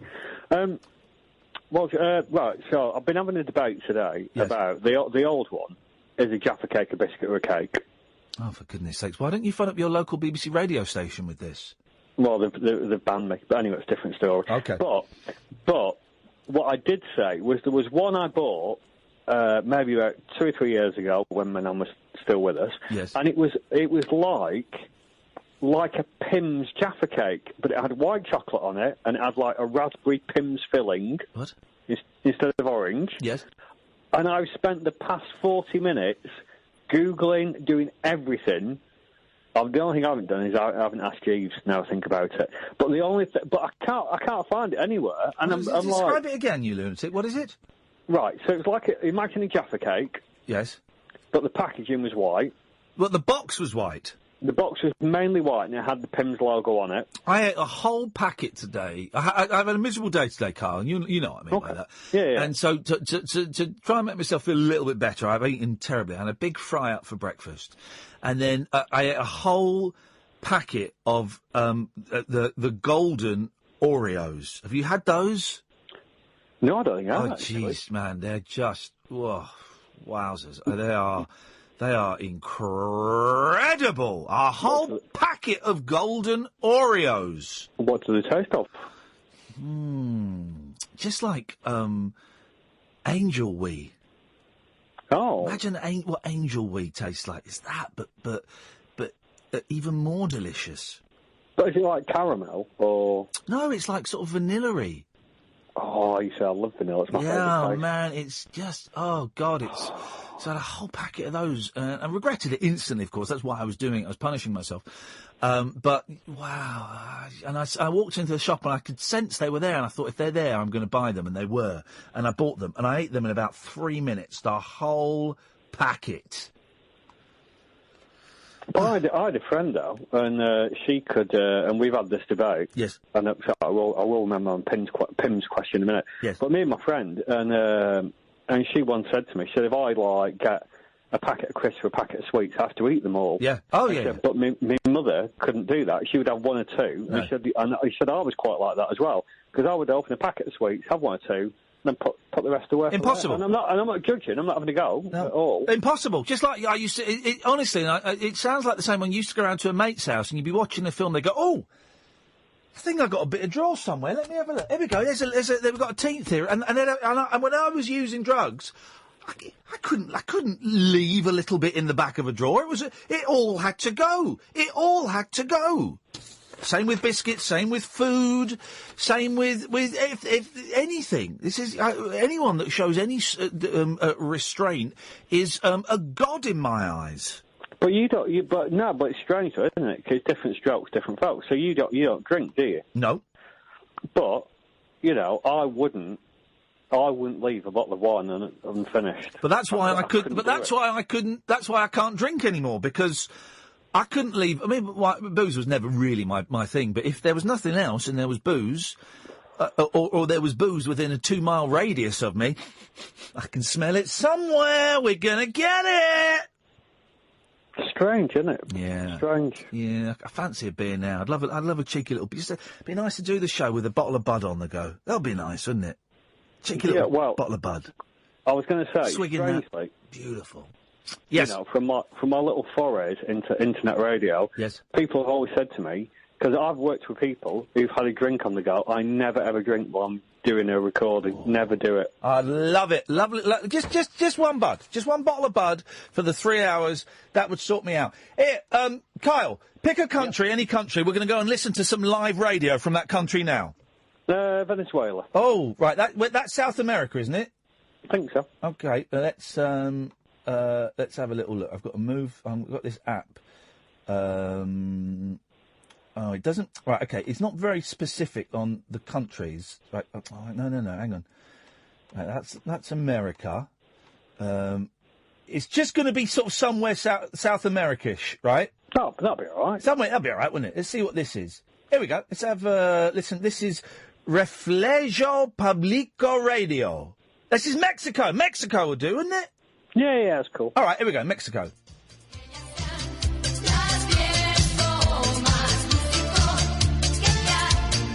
Yes.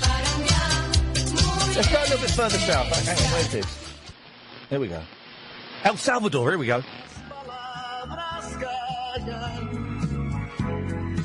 Radio Nacional, El Salvador.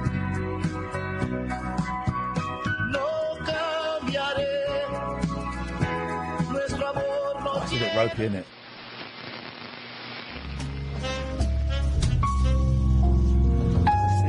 South American radio is pony. Hang on, here we go, Colombia. La combinada, que es la suma de puestos en cada una de las anteriores modalidades.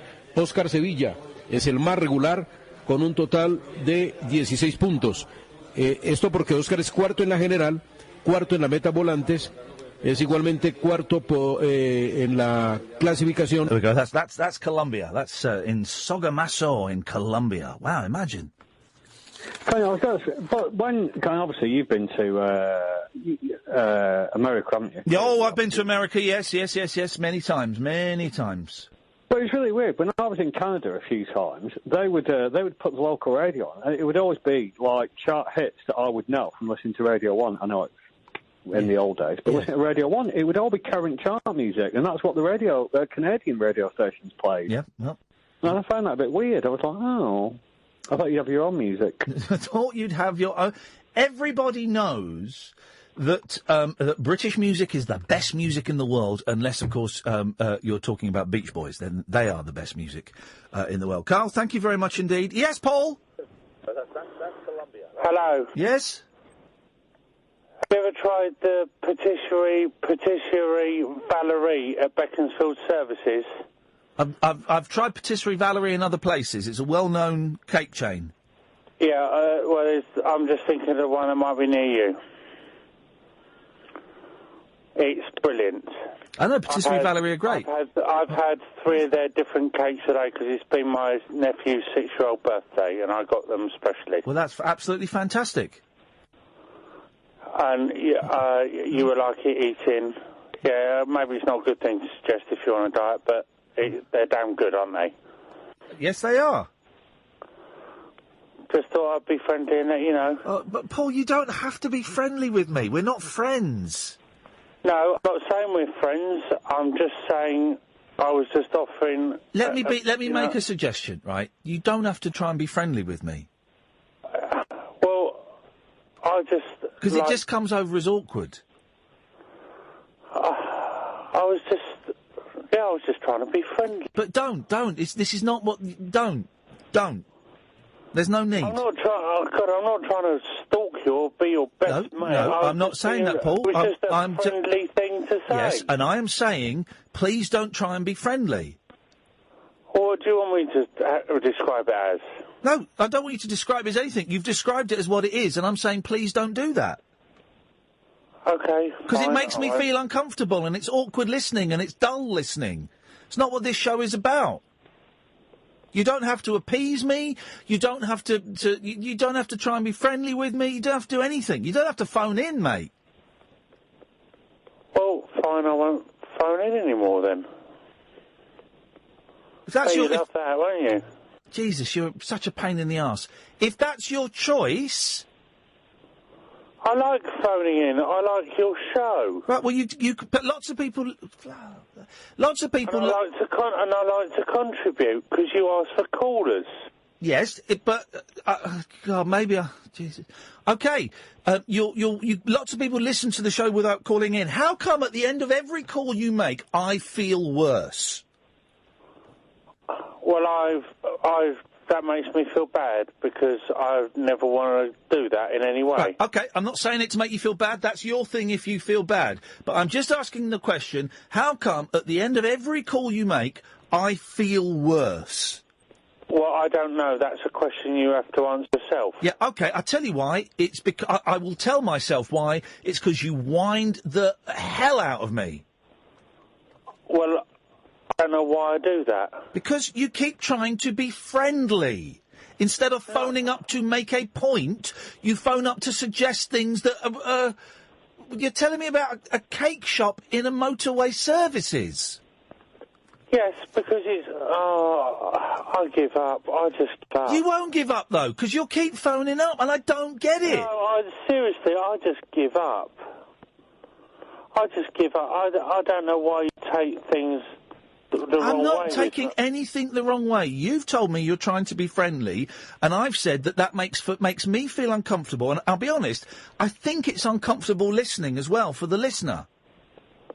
Well, I don't think it is. Well, tough, mate. I've been doing this a lot longer than you have. I know what's uncomfortable listening. Well, let's see what the listeners think. No, let's not, because you're not the producer of this show. No, I'm saying let's see what the listeners might say. I'm not going to do that, because you are not the producer of the show. You do not dictate the content. That's not what I'm saying. I'm not the producer of the show. No, I just... So you want to conduct a poll on whether people find your phone calls uncomfortable? No, I don't want to conduct any sort But do you want to find out what the listeners think? Yes, because I think you... All right, hang on a second, let's take a call. Shut up, Cleo. I think you treat me really badly. Stop phoning me then! Cleo, what do you make of Paul's phone call? Are they great fun, highlight of the show, or uncomfortable listening? Very uncomfortable. There you go, Paul. I'm not saying this to make you feel bad. Honestly, I've never had this reaction to a caller. Never had it. But you mishear me. You misinterpret what I say. That's what you do. No, mate. To me. You said last week I said you were threatening to kill me. I never said that. Never said that at all. No, I never did I say that I was threatening to kill you. Oh, Jesus. See, you've just done it then, mate. You've literally just done what I was saying you do. You've totally attributed a completely different words to me to the ones I actually said. No, you were Don't tell me what I said, Paul. Don't tell me what I said, Paul. You're a hypocrite. No, I'm not. He'll phone back again in a minute because he's nuts. He just did it then. He just did it then. He'll phone back in 20 minutes. He'll send me an email. Honestly, here's the thing. I've never had that reaction in 20 years of doing this. I have never had that reaction to a caller. And I don't know what it is. I don't know why it is. But there's something about him that grinds my gears. 0344 499 1000. Cleo, come to you after this. The radio show where the owls are not what they seem. Do you or have you ever watched Twin Peaks? The Late Night Alternative with Iain Lee. We could be dreaming and meeting each other in our dreams. On Talk Radio.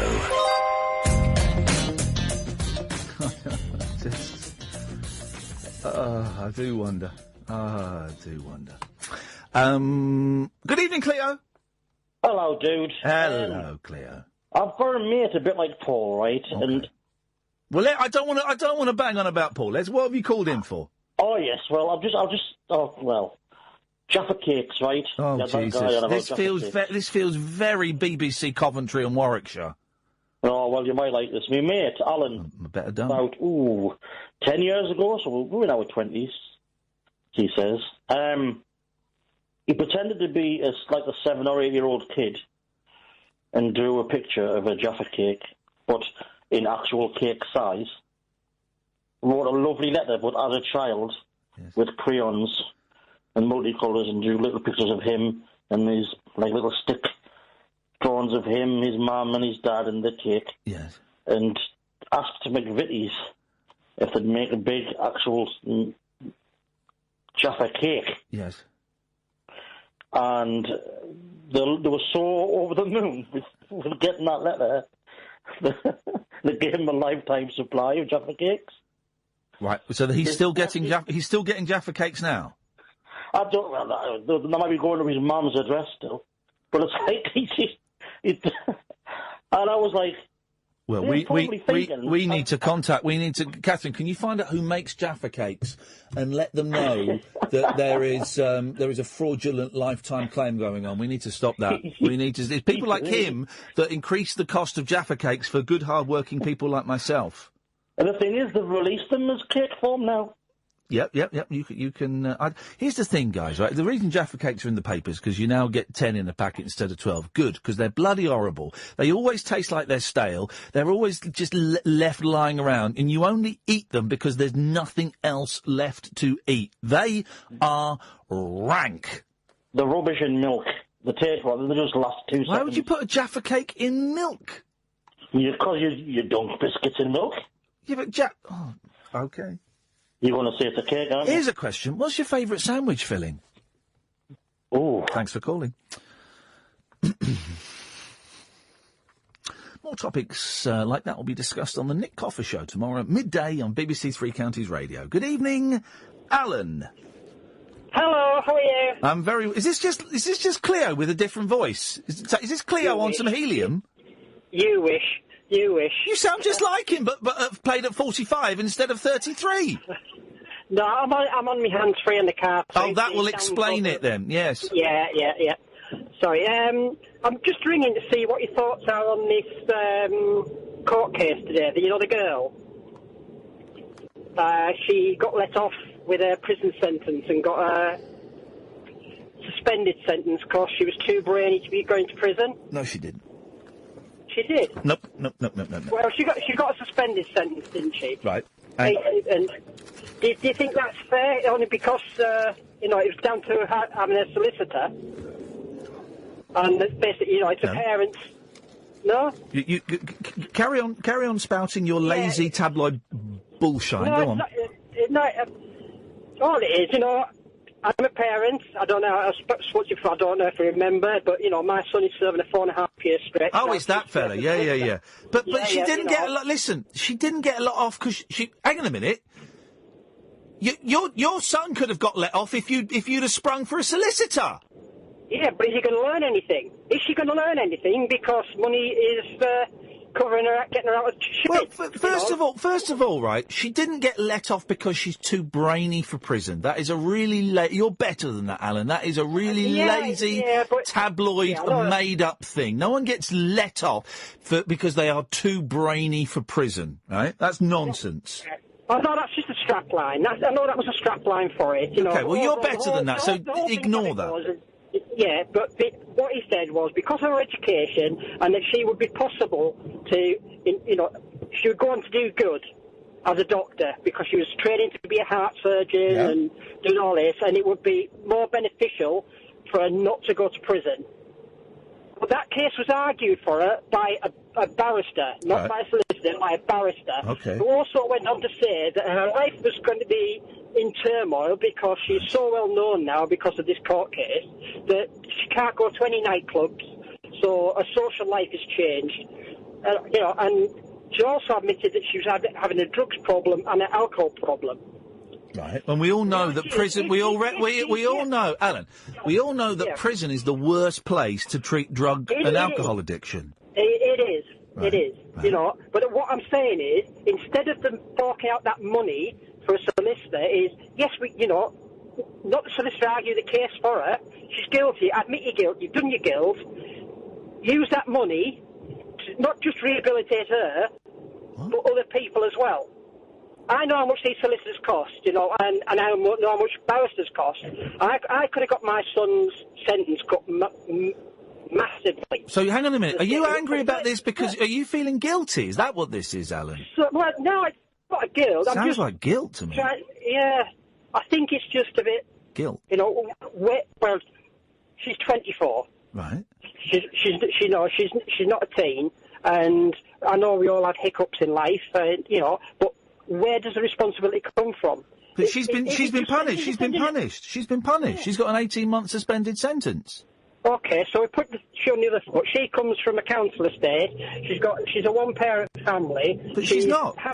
She's at work. I'm just saying, if she was. But Alan, why are you so angry? The anger. I think here's the thing. I think the anger is because you didn't want to spring for a solicitor for your son that you could have afforded, and that would have got him a softer sentence. And you're angry with yourself, and I understand that. Maybe you made the wrong decision.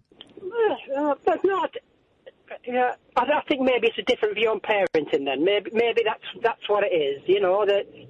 That we have to have a time where we can't be often our children. They've got to know. But she's got an 18-month. She's been through the legal system, and she's got an 18-month suspended sentence.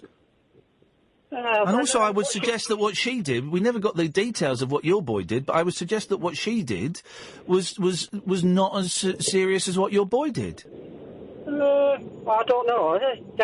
Well, let's find out. Tell us exactly what your boy did. Exactly what he did? Yeah. Did I tell you on the last call? Nope. You hinted at it, but you didn't tell us. All right. Okay. He got caught with a large amount of drugs at a festival. What kind of drugs? Cocaine? No. Tablets. So ecstasy? Ecstasy, yeah. Right. No heroin? No heroin. Ketamine? No ecstasy. No ketamine, just all... It was... How many ecstasy tablets did he have? 207. That's quite a lot of ecstasy tablets. It is quite a lot. It is quite a lot. And how many years did he get? He got 4.5. Right, and how many years would he have got if you'd have not been so tight? He would have got 6 months. So you're... First, I could have got him off. Maximum was 6 months, or we could have gone to the route for rehabilitation. However... You chose not to. So you're looking at the parents of this young lady, and you're realising that maybe you made a mistake. No, I don't realise I made a mistake. I totally stand by what I did for my son. But why are you or didn't do? Why are you so angry about this young lady? I think it's because the same old excuses come out. Now my son got so. Well, hang on. I don't know what you mean by the same old excuses. What excuses came out? Okay, on my son's case, when we spoke with the barrister that we were offered, and he said I could get a reduced sentence if he says this and this. Yeah. As in, he has a drugs problem, which he didn't.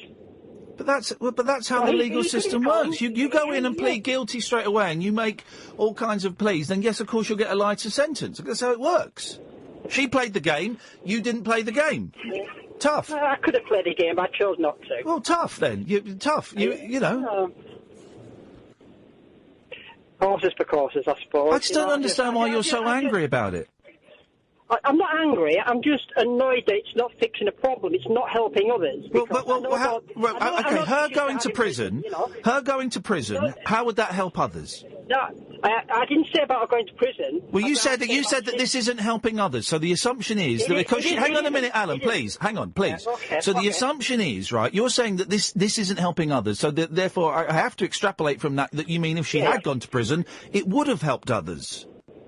No, what they could have done is they could have, instead of if she'd have just pleaded guilty, not had the barrister, put the same story forward with a solicitor rather than the barrister, and then use that money to help others. Well, how is... But who's going to do that, Alan? No one does that.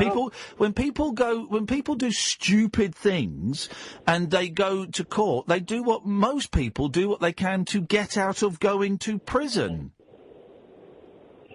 Yeah. I think it's a horribly messy story. I think the papers are delighting in the fact that there are pictures of that she's an attractive young blonde woman, that there are pictures of her naked and in PVC. So they're loving that. The whole thing, you let yourself down, Alan, with the opening line, she's too brainy to go to prison. That's rubbish. That was a strap line. Yeah, but why? You're better than strap lines. You came on using that as your opening argument, and it was nonsense. You're better than that. Yeah. Well, it was part of the defence that she put forward. No, it wasn't. Where does it say she's? Where does it say she's? The barrister said she's too brainy to go to prison. He didn't. I meant to say what it was. It came out from on the judge's decision was it would be a waste of an education for her. She's far better than that for what she's done. She was in trouble and turmoil, and the family's money has got her out of trouble because they put her onto rehab, which she's on now. They took her out of the country. Here's the thing, right? Here's the thing. Let's get down to brass tacks, and I hope you don't mind me speaking it's fine. freshly, right? She could be a surgeon that will save hundreds, thousands of lives. What would your son have done if he hadn't have gone to prison?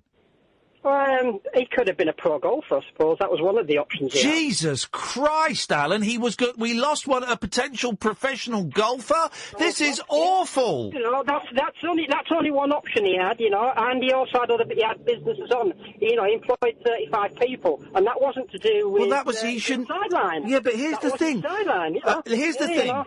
A surgeon versus a pro golfer. One of the most selfish sports in the world. That was only one of his options, because he was quite good at that one, you know. Well, what was it? What were his other options that would have had a positive impact on society? Well, he employed 35 people. Doing what? And so, it varies from car valeting system he had. He had a catering business, so he had 6 guys on apprenticeship that had been out on day release from a local. So again, prison. A surgeon versus a caterer.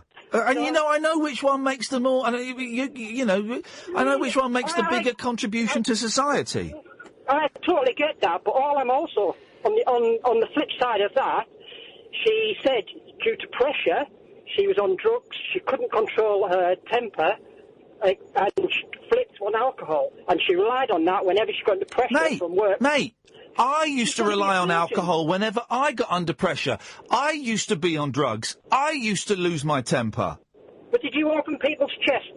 Did I what? And did you open people's chests and fiddle around to get these people back on their feet to go home and have a conductive life? She's not using drugs. It's pressure, isn't it? You know, I have family pressure and I have business pressures as well. Right. Well, I don't know what you're saying. We all have pressure. Yeah, and I used to drink a lot and use a load of coke, and I used to get really angry. Yeah. I don't understand what your point is. But while you were angry, were you operating on people? Do you have people's lives in your hand? I don't think she's been operating on people while she's not a surgeon yet. She's training. Exactly. And while she was training, the stress of the training drove her to drugs and alcohol. Yes, but she wasn't using. How do you know? She's working her ass off. How do you know, Alan? I'm reading the story. Where does it say the trainee surgeon performed an operation whilst high on cocaine? It didn't. Right. Thank you. What it does say. You don't have to spread lies and rumours about people. Oh. You do. You're making up that she's doing operations while she's high on coke. Yes, you just did. What I said was, what's she going to be like what's the pressure of working on somebody's chest? That is more than somebody learning. Would it not be? I don't see your point. Your point is making no sense whatsoever. Okay, what's more pressure? Training or being responsible for somebody's life? Well, hang on, but that's which one so you're saying that she's gonna go and do this again? She could do. She could do. She buckled under training. Yeah, she could do. She could do. But here's the thing. She's got an 18-month suspended sentence. So if she does it again, within those 18 months, she goes back in prison. If she does it again outside of that 18 months, she'll probably go to prison. Yeah, and then she will be operating. Here's an idea, Alan. Here's an idea. This might be a golden opportunity for a young 24-year-old woman to turn her life around, to be free of the disease of addiction, and go on and learn from her hideous, awful, violent mistake and become a productive member of society and save thousands of lives over the rest of her life. But why did it need a barrister rather than just to hold her hands up? Because if you're pleading guilty, do you need a solicitor in front of you? Mate, you're just jealous that you were too tight to spring for someone for your son and he got 4.5 years instead of 6 months. And I understand that. You're regretting that decision and that's fine. I aren't regretting. The only thing You're jealous. I actually think that my son should have got more. Bloody hell. I do, you know, because... And we should be forced to walk around naked and be flogged 100 times every week. Well, not really, no. He needed to be made an example of. Thumb screws. Mate, it sounds like you're just trying to justify your decision by putting it on this girl and this horrific story. No, I just think sometimes we need to be looking at what we're doing. Yeah, and sometimes we don't. You know, sometimes we don't need to hang them and flog them. Well, the reason I think that my son should have got more is because the weekend that he got caught, he wasn't the only one. There was quite a lot of them caught. There was a death due to... Oh, you did now! You didn't say that! So, someone died from one of his pills? No, not one of his pills. The day before, it was a weekender. He was there he got caught on the Saturday. On the Thursday, there was a death, because it was a Thursday to Sunday festival. Right. Right. Okay. And there was a death on the Thursday from an E-tablet. Right. He got caught on the Saturday, which was the day he went. Right. With a different supply. However, he still had the drugs. Yes. So, I agree. I think that what he got wasn't harsh enough. Alan, because... Alan, I've got to go because we're coming up to the news. Thank you very much for your call. Someone has texted in. So you're saying if you don't amount to much in life and you get in trouble, it's okay to have the book thrown at you? No, not at all, not at all. He started the comparison game, not me. Not me. I think everybody should be, you know, but he phoned up angry and bitter at that young lady, not me. 0344, but I am saying that, yes, a surgeon plays a more pivotal and certainly a more important role in life than a potential professional golfer, as I call them, amateur golfers. That's, you know, call me dumb, call me naive, but I think surgeons outweigh amateur golfers. I'm just saying that. Guy, we'll come to you after the news. 0344 499 1000 is the telephone number if you want to give us a call. You are listening to me, Iain Lee, the late night alternative. It's a feisty one this evening. This is Talk Radio. Talk Radio. Bit sparky this evening, isn't it? 0344 499 1000. Guy, then Jerry, then it could be you, dear listener. This is the late night alternative. My name is Iain Lee. Tick those radar diaries. Talk Radio. The late night alternative with Iain Lee on Talk Radio. We have ways of making you talk.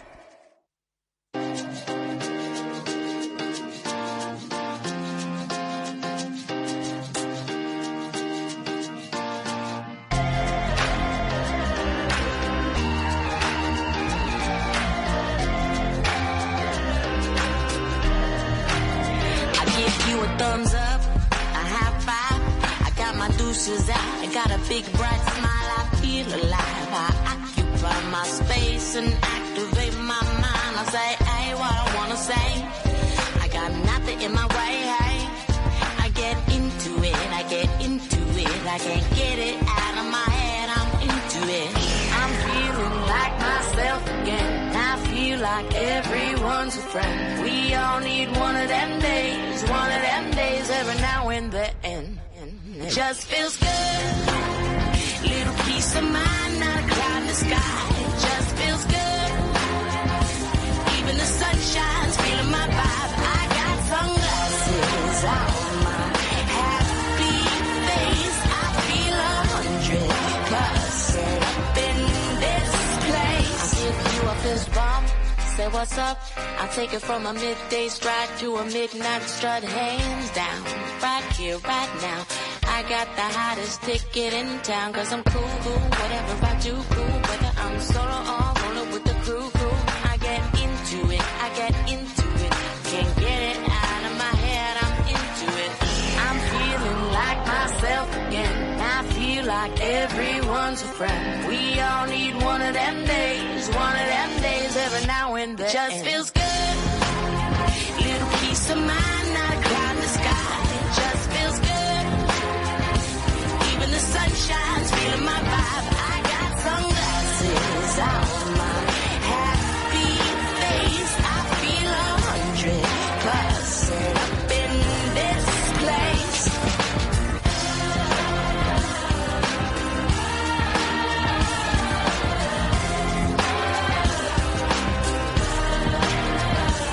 I'm thumbs up,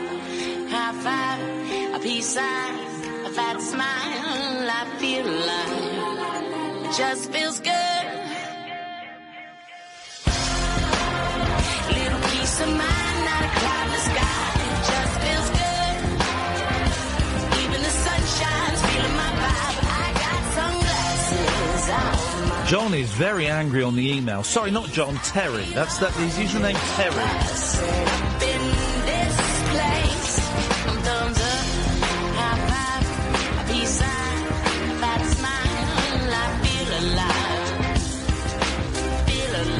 He sent me an email.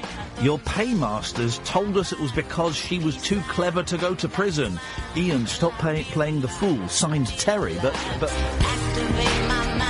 he's emailed me loads of times before, and his name is John Byworth, so I'm not going to say the last name, but... here's a tip. Signing Terry doesn't change the name in the top of the thing, John. OK? Just feels good. And you know, I hate to break this to you, John or Terry or John. Whatever the headlines are in the Sun, yes, we may be owned by the same company, but here's something that's going to blow your mind. I don't have to stand by it. I can call it out as bullshine if I think it is. And you know what? First of all. It says tough justice. It doesn't say too clever to go to prison, so you're wrong. And secondly, I don't agree with it. But John, I'm going through all of your emails, and I've got them all. Some of them are really friendly, and some of them are really malicious. I hope you've recovered from your stay in hospital from January earlier this year. I hope everything's all right. I wish you well, and I hope there is no reason for you to go back. 03444. That sounded like a threat. I didn't mean it to. I genuinely hope everything's fine. 0344 499 1000 is the telephone number. Good evening, Guy. Hiya. Hello, Guy. Yeah, I'm just wondering what happened to Lee, what's the name, from the Liverpool fiasco. I wasn't keeping up, so do you have any news about that? Just give us a little bit more detail, Guy. Well, you know, the festival that turned into an... Oh, Leo Hanlon. I'll tell you what happened, right? Yeah. He from the Hope and Glory Festival, he then started sharing my personal contact details, my private email and my phone number. Oh, what a scumbag. Yeah. Why are you so interested in it? Well, because I just remember catching it at the time, and you were pretty much the only one that was... on it, and then all of a sudden, you know, I just thought to myself, well, somebody should nail him, and I'm just wondering what happened, because I didn't keep up with it, that's all. Yes. He's a very unpleasant gentleman. He then kept somehow inviting me into WhatsApp groups where he was making lots of threats of physical violence and things like that. Yeah. Oh, yeah. Whoa. Yeah. So no actual prosecution, or what happened to company has gone. Getting their money back and all that kind of stuff. The surprise: his company went bust, owing just under £1 million. Oh, imagine that! Who'd have thought that would have happened? Yeah. So basically, he got away with it. Is that what you're saying? It would appear so, Guy. That's a disgrace. But you interviewed him, and it was all there for all to see. Yep. We interviewed him, and it was all there for all to see. But he is a thoroughly unpleasant gentleman, and let's just hope that no one else gets treated as badly as he treated those poor bands and those poor people that paid a lot of money to go to a crush. Oh, that's a shame. Well, that's a disappointing answer. Not your fault. No. Just saying. Do you ever listen to any Cajun music? Sorry, what? That's a good surprising. Cajun music. Cajun music? No, Cajun, yeah. Like French, Louisiana. No. Cajun. Cajun. C-A-J-U-N. Yeah, Cajun. Cajun, yes. No. No? No. Oh. Ah. Well, I thoroughly recommend it, but okay. if you could possibly do anything you could to prosecute that swindler. Well, I'm not. Listen, okay, everybody listen. would be appreciative. Guy, thank you very much. And it's not up to me to prosecute. Is he a swindler? I don't know. All I know is that a festival was cancelled, and that a lot of people felt that their lives were endangered on the day that it wasn't cancelled, and that he has done everything he can to make my life an absolute misery by trolling me online from various accounts and sharing my private contact details. I think he... swindler? I wouldn't necessarily say that. Scumbag? I think I could say that quite comfortably, and I certainly want nothing more to do with the gentleman, and I use that term very, very loosely. Good evening, Jerry. Hello. Hello, Jerry. I'm with you on this woman. Doesn't matter what she looks like. If a neurologist could fix me, I'd want him there. I want him in prison. I want him there fixing me. What's he banging on about? I warn you, Jerry. My patience this evening is very tested. And so if I'm snappy with the rest of the callers, I apologise in advance. But that woman is very nice. He got let off. I think it's good. People who need heart surgery, they'll be glad of it. She's doing these same one in prison. But I tell you what, they just could have done, met her halfway.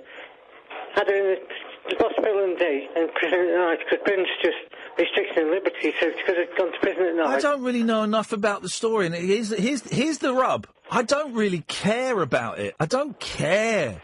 You know, it's a story. It's a horrible thing that happened. I don't care. And we're going to see more pictures of that woman in all kinds of outfits and stuff like that, because that's the lifestyle she chose to live. So what? That's irrelevant to me. Irrelevant to my life. I wish the person who was attacked, I wish him nothing but the very, very best. I hope that she's able to turn her life around. I hope everyone comes out of it and is able to hold their heads up high. Okay. Thank you. Just one thing, Iain, I'll be with your voice on. Something about games, what's going on? What's about games? With games for cancer. Oh, it's a. I don't know. They gave me a bit of paper to read some words, and I read them. I don't question it. So you're not personally endorsing it? No. I'll be playing Call of Duty Black Ops 3 tonight when I get home, but not for long, because I've got to be up early to go and meet Arlene Phillips tomorrow. Sniper Elite's my favourite. Sniper Elite. Yeah, I don't like this one. I'm waiting for. I've ordered. I'm going to buy tomorrow. I'm going to go and find a sex shop, and I'm going to buy. Was it Battlefield 1 or Battlefield 1? I'm going to buy because that's like supposed to be war. Poker, that's what you want. Sam Fox Strip Poker. Yeah. Thank you very much, Jerry. Let's go to Pablo. Good evening, Pablo. Hip hip hip. Hip hip hip. Yes, I was wondering if there was... Stop! Mindle, are you listening? Can you retweet... So I've just remembered something amazing. Mindle tweeted, she regular listener to the show. Mindle, are you there? She may be asleep.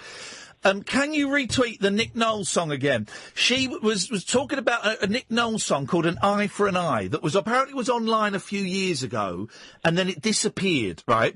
And she was going nuts on Twitter yesterday trying to find it, and she found a short clip of it.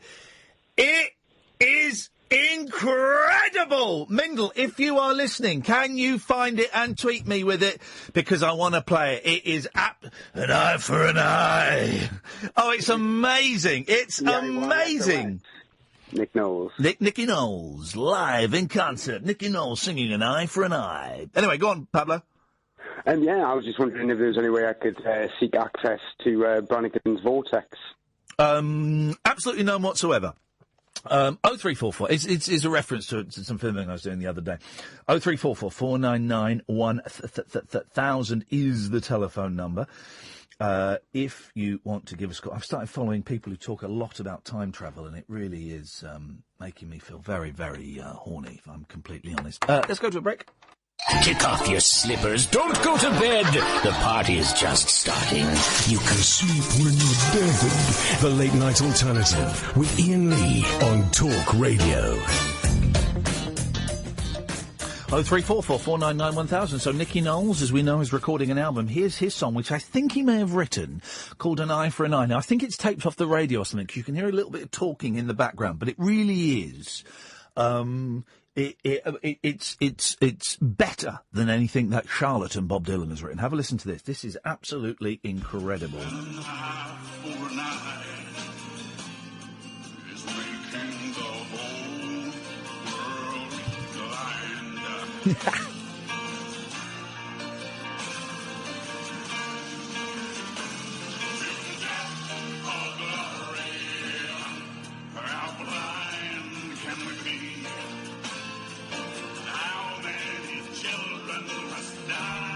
Wowzers. Oh, it's a bit much, isn't it? This is astonishing.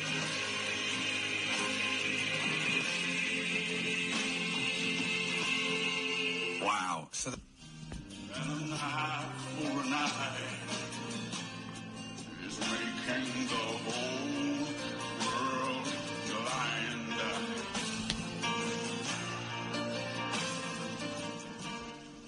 to give you one last feel for the song.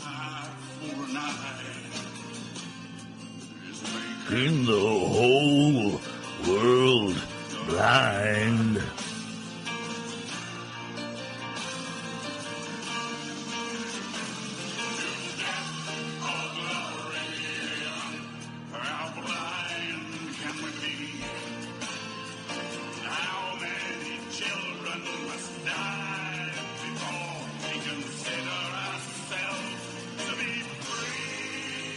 I'm going to say it. He can't sing. I'm going to just come out and say it.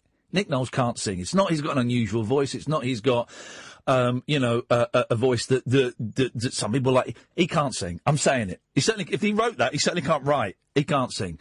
Boy, oh boy, when that album comes out, is it up for pre-order yet? Let me go to Amazon, because I'm buying it, and we're going to have a field day. Nick Knowles. CD. Here we go. No, it's not. It's not up for pre-order on Amazon yet, guys. Unfortunately, when it is, it's going to be amazing. And I just want to reiterate this, because some people think I had my tongue in my cheek. I swear to you, on a grave of one of your loved ones, I will never stoop so low as to release any compilation of songs that could be considered an extended player or an album for money. I will never release a record. I am not a singer. That's not what I do. And I would never ask you, dear listener, to dip into your pockets to buy some crappy record that I'd tossed off. It is never going to happen. You have my word on that. 0344 499 1000. Good evening, Dave. Good evening, Ian. How are you, sir? I'm struggling a bit today, Dave, but, it's nearly ended. It's nearly bedtime. Let's see what we can do for you, then. Thank you very much indeed. Just catching up with a few of the shows from last week. I've been listening to them over the weekend on the old podcast. Yes. Which have been great. And I've got one from last week. Yes. You were looking for words that we are already in existence, but you wanted to use them to mean good, yes, great, yes. Wicked, and I noticed you struggled with that last week because of some of the idiots ringing in. We need to have me and the callers need to have a long, hard look at each other. Well, I don't want to be, hopefully this one will be all right, but I thought of a good word to mean that. What do you think of this, right? Future. That is well future. It's kind of cool-ish, isn't it? Thanks for calling, Dave. No! There we go. That's my favourite ending to any call. No! Sex bots are back in the papers. Sex bots. There's a sex bot doing the same pose that we saw Jude Law's daughter in. I still can't get over that picture of Jude Law's daughter. She's 16-year-old, guys. All right, so she posted it on Instagram or Twitter or whatever. We did. Daily Mail, it's a little bit fresh for me. Little bit too fresh. Imagine a world. I don't know why they're... who's this? Tracy Whitmore and son Christopher with doll Samantha. Who's this? Why are they all called Samantha? Imagine a world where your ideal partner is ready to fulfil your every... I thought about this... Right. Is it cheap? Right. Catherine, go on Sam's microphone, please, and put some headphones on, because I want to get your thoughts on this. Right? Yeah. Is it cheating for a man to have sex with a sex bot? Right. What is it giving him that a real person isn't? No, that's not the... No, because that would be the question. It's not. No, it's not. The question. So... It's not. The question is it cheating? Would you consider it cheating?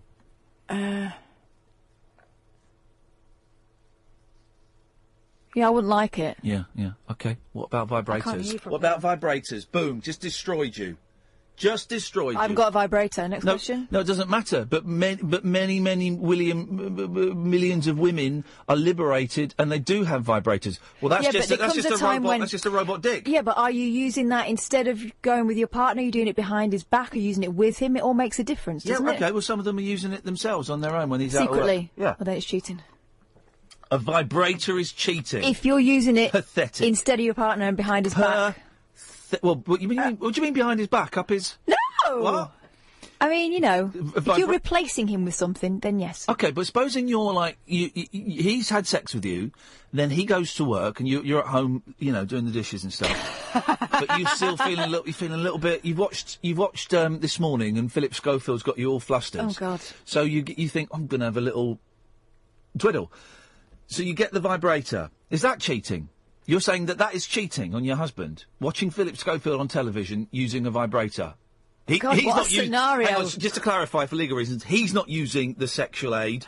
The woman is using the sexual aid, not on Philip Schofield. He's on television, she's watching and she's pleasuring herself with that. There is something weird about that. That's cheating. Outrageous. No. You are. Why don't you go back to the 1950s? Why don't you go back to Saudi Arabia yesterday when you weren't allowed to drive there? Thank you very much. That's told me. That's told you. I'm so disappointed they're allowing women to drive. I mean, it was the one place in the world where you think they've got things right there. Imagine a world where your ideal partner is ready to fulfil your every sexual desire, then be switched off. But this isn't just the sort of science fiction seen in Sky Atlantic's Westworld or Channel 4's Humans. The age of the sex robot is already here. There's a picture of Phil Bass, who runs the Dollhouse in Kent. Can we get Phil Bass on? Not tonight. Let's get Phil Bass on. He runs the Doll's House in Kent, who says some of them can be plugged in and warmed up so they don't feel cold to touch. Basic sex robots from China with Bluetooth headsets and vibrating genitals. Sell on Amazon for around £1,000. But more sophisticated sex bots could set you back up to a whopping £12,000 as boffins transform sex dolls into state-of-the-art robots with artificial intelligence. Well, we know this. We had Samantha on the show, and she really was a very, very intelligent young lady.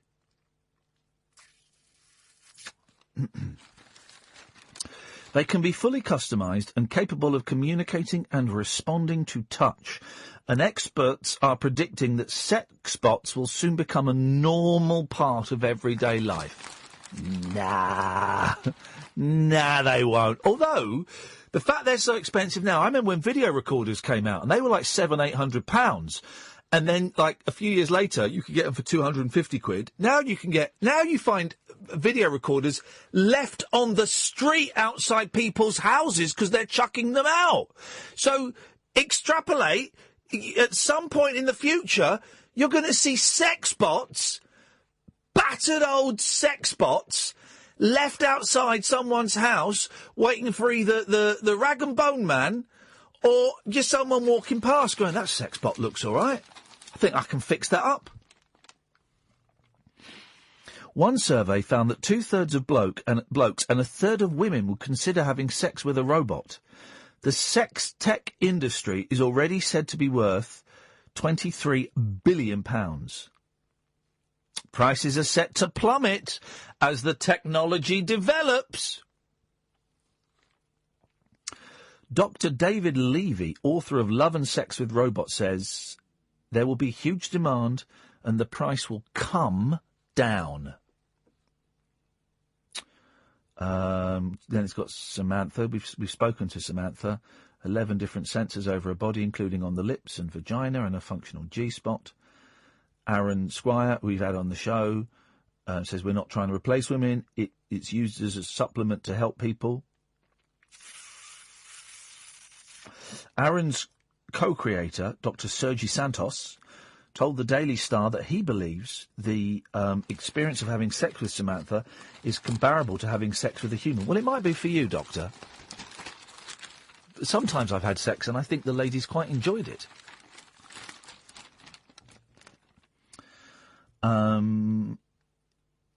Plus, he says, you can do any position you like, any time you like. So that can be missionary at night time or doggy in the afternoon. Plus, he says, you can do you can change eyes, head, hair colour, or even voice. The robots, which are charged via a USB cable up the bumhole, have already gone on sale at Vibes Adult Boutique in Kent. Owner Tracy Whitmore says she appeals to couples who might want to experiment but don't want the jealousy element. This is just the beginning. Samantha is very much a prototype. She has an SD card that goes into the brain and will be able to adapt and be updated. From 2018, Paul Lum from UK-based Cloud Climax is gearing up to market the DS Doll robotic head.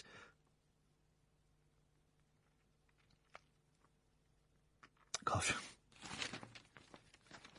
Controlled by a smartphone and a PlayStation controller.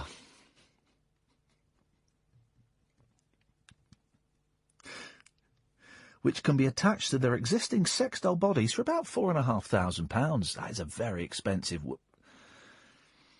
Described as the Bugatti Veyron of VR, it will use voice recognition software and be capable of conversation, smiling, and even singing. Oh, no! He says, it's not make-believe. This is about to become an affordable reality. £4,500 over using your own hand for free. I mean, another advanced sex bot set to hit the market within months is Harmony.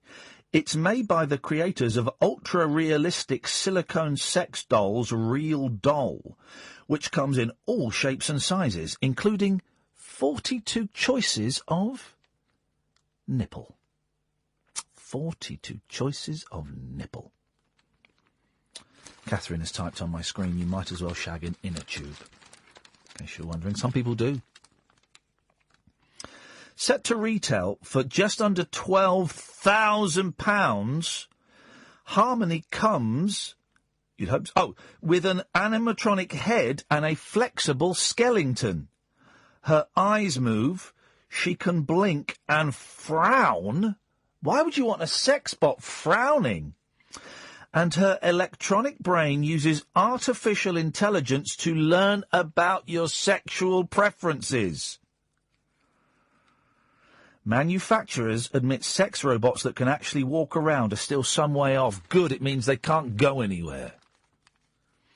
But in the future, it may not be just sex and romantic company they'll provide. We've not mentioned romance once. Wow. Dr. Santos believes that eventually AI robots will marry humans. But some experts are warning that there are limits to how far we'll be able to bond with them. You don't say. A report for the Foundation for Responsible Robotics concluded that the best robots could do is fake it. That's a little bit harsh. Let's go to a break. Set free your mind. Let your fancy take flight. Conversation gets curiouser by the glow of moonlight. The Late Night Alternative with Iain Lee on Talk Radio. Evening, Julie. Good evening. Good evening. An eye for an eye. The world got... I'm going to say it. I can't even do it as a joke. The bloke can't sing. I know, it's terrible. I was just thinking, maybe with one of those sex robots, I might kind of have one that sings that, you know, the one that sings. Here's the thing. Imagine. Here's the thing, right? There'll be so many mums on Christmas morning getting that and going, oh, I like Nicky Knowles. Tell you what, while the dinner's cooking, let's put on like Nicky Knowles. And they'll put it on and it'll be like, bloody hell, he's awful. I bet that the Nicky Knowles album is going to be the most returned album ever. Even more so. I think, have I got this right? The most returned album, I think, is Tusk by Fleetwood Mac. Really? I think.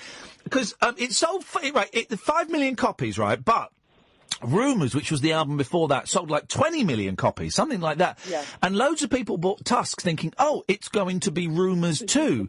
And it's not. It's a good album, but it's a bit more avant-garde and new wavy. And I think it was the most returned record of all time. See, I can't even remember the time when, I don't think I've ever returned a record. I mean, obviously, I'm old enough to have bought them. I can't remember. Last one I returned was the Cranberries. I bought the Cranberries. It was awful. I taped the single off it and I took it back to HMV. Terrible record. Yeah. But I'm really pleased that you played that Eye for an Eye clip, because I knew the song. And the thing is, it appeared on the internet as a video, and the video was amazing. And then it got so panned because he released this song. I think he did some reality sing competition. He did Fame Academy. That's right, and he said, I'm never ever going to sing again, so don't worry about it.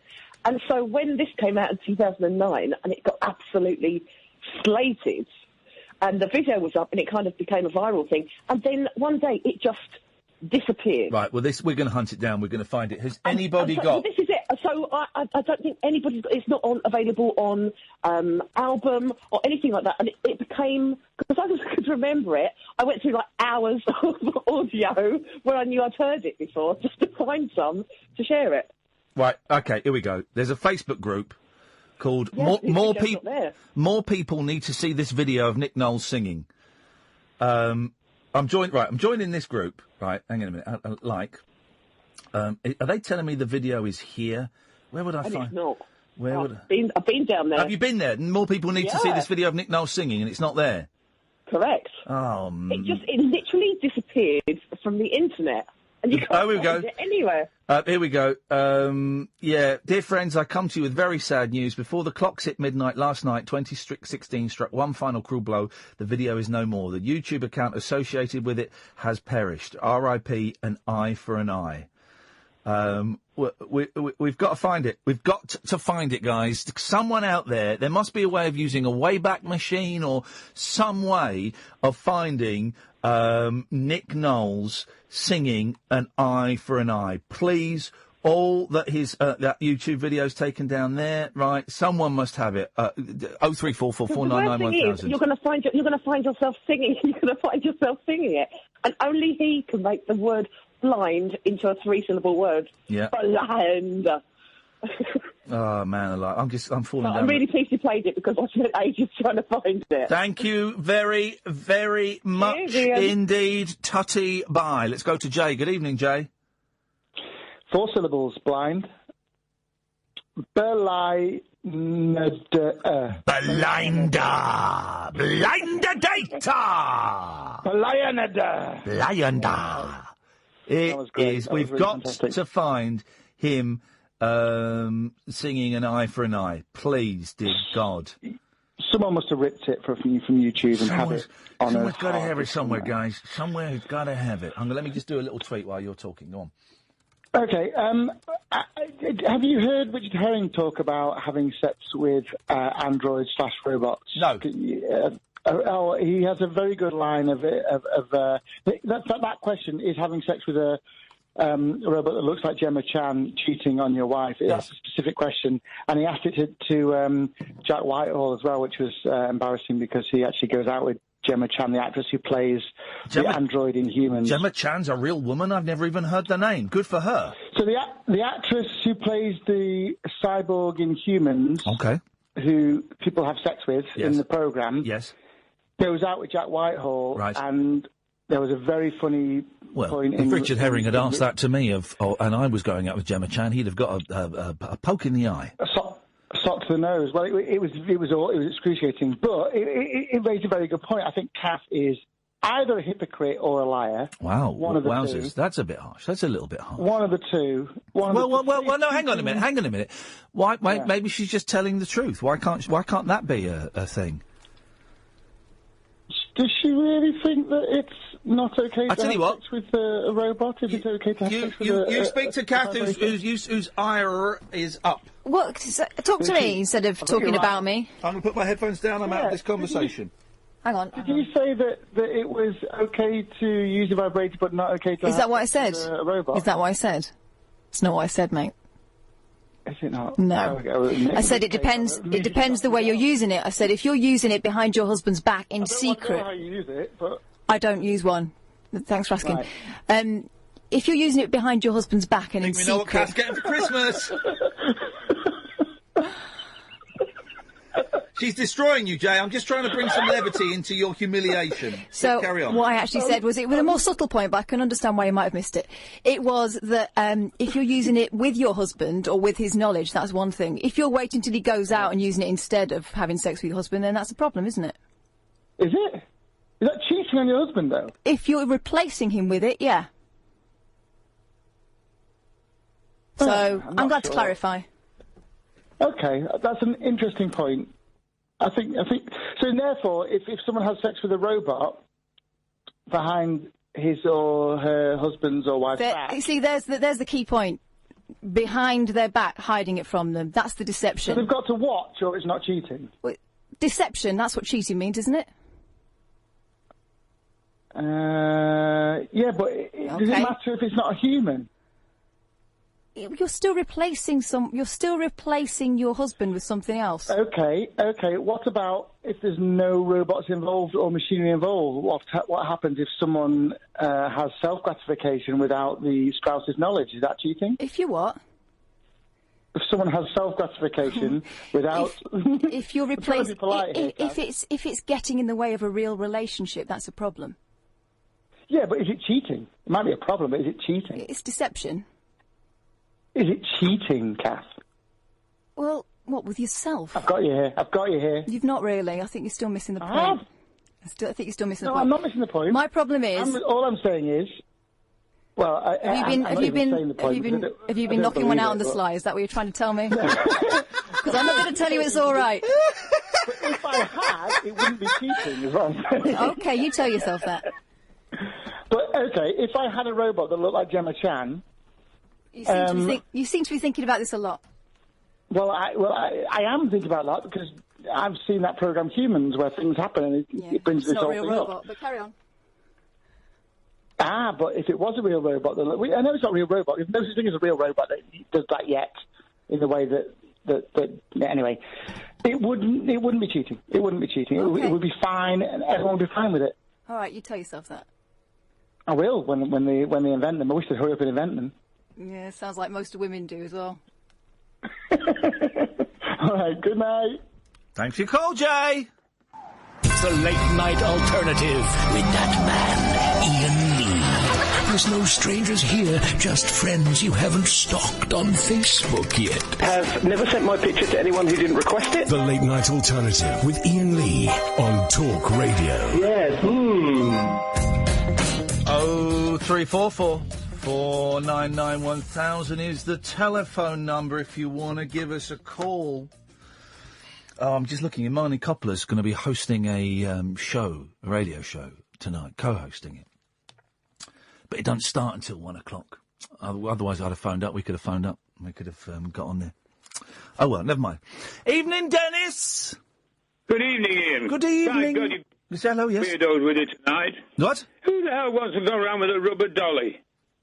There's plenty of girls to sell a little bit with you, bloody idiots. Sorry, what? Honestly, what's wrong with people? I never had any trouble when I was a young fella. No, well... There's plenty of young ladies who were very willing. Here's the thing, though, Dennis. And very able, yes. I might say, Hello? as well. Hello, yes, here's the thing, though, Dennis. Times have changed. They must have done. They must have gone bloody balmy, that's all I can say. Times have changed, and... Girls haven't changed. No, but technology has changed, and things are a little bit different now. Why do you want technology? It's plain simple. Just ask the young lady if she wants a bit. If she says yes, get on with it. If she says no, bugger up and find somebody else. Thank you very much indeed, Dennis. That reminds me of a song.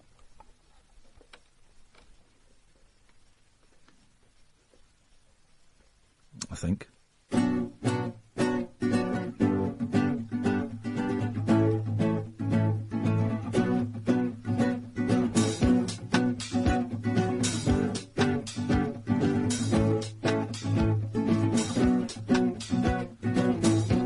gonna find me a rubber doll with big blue eyes and a gaping hole. She don't need no mind, she don't need no soul. Just a bag of air for me to have at home.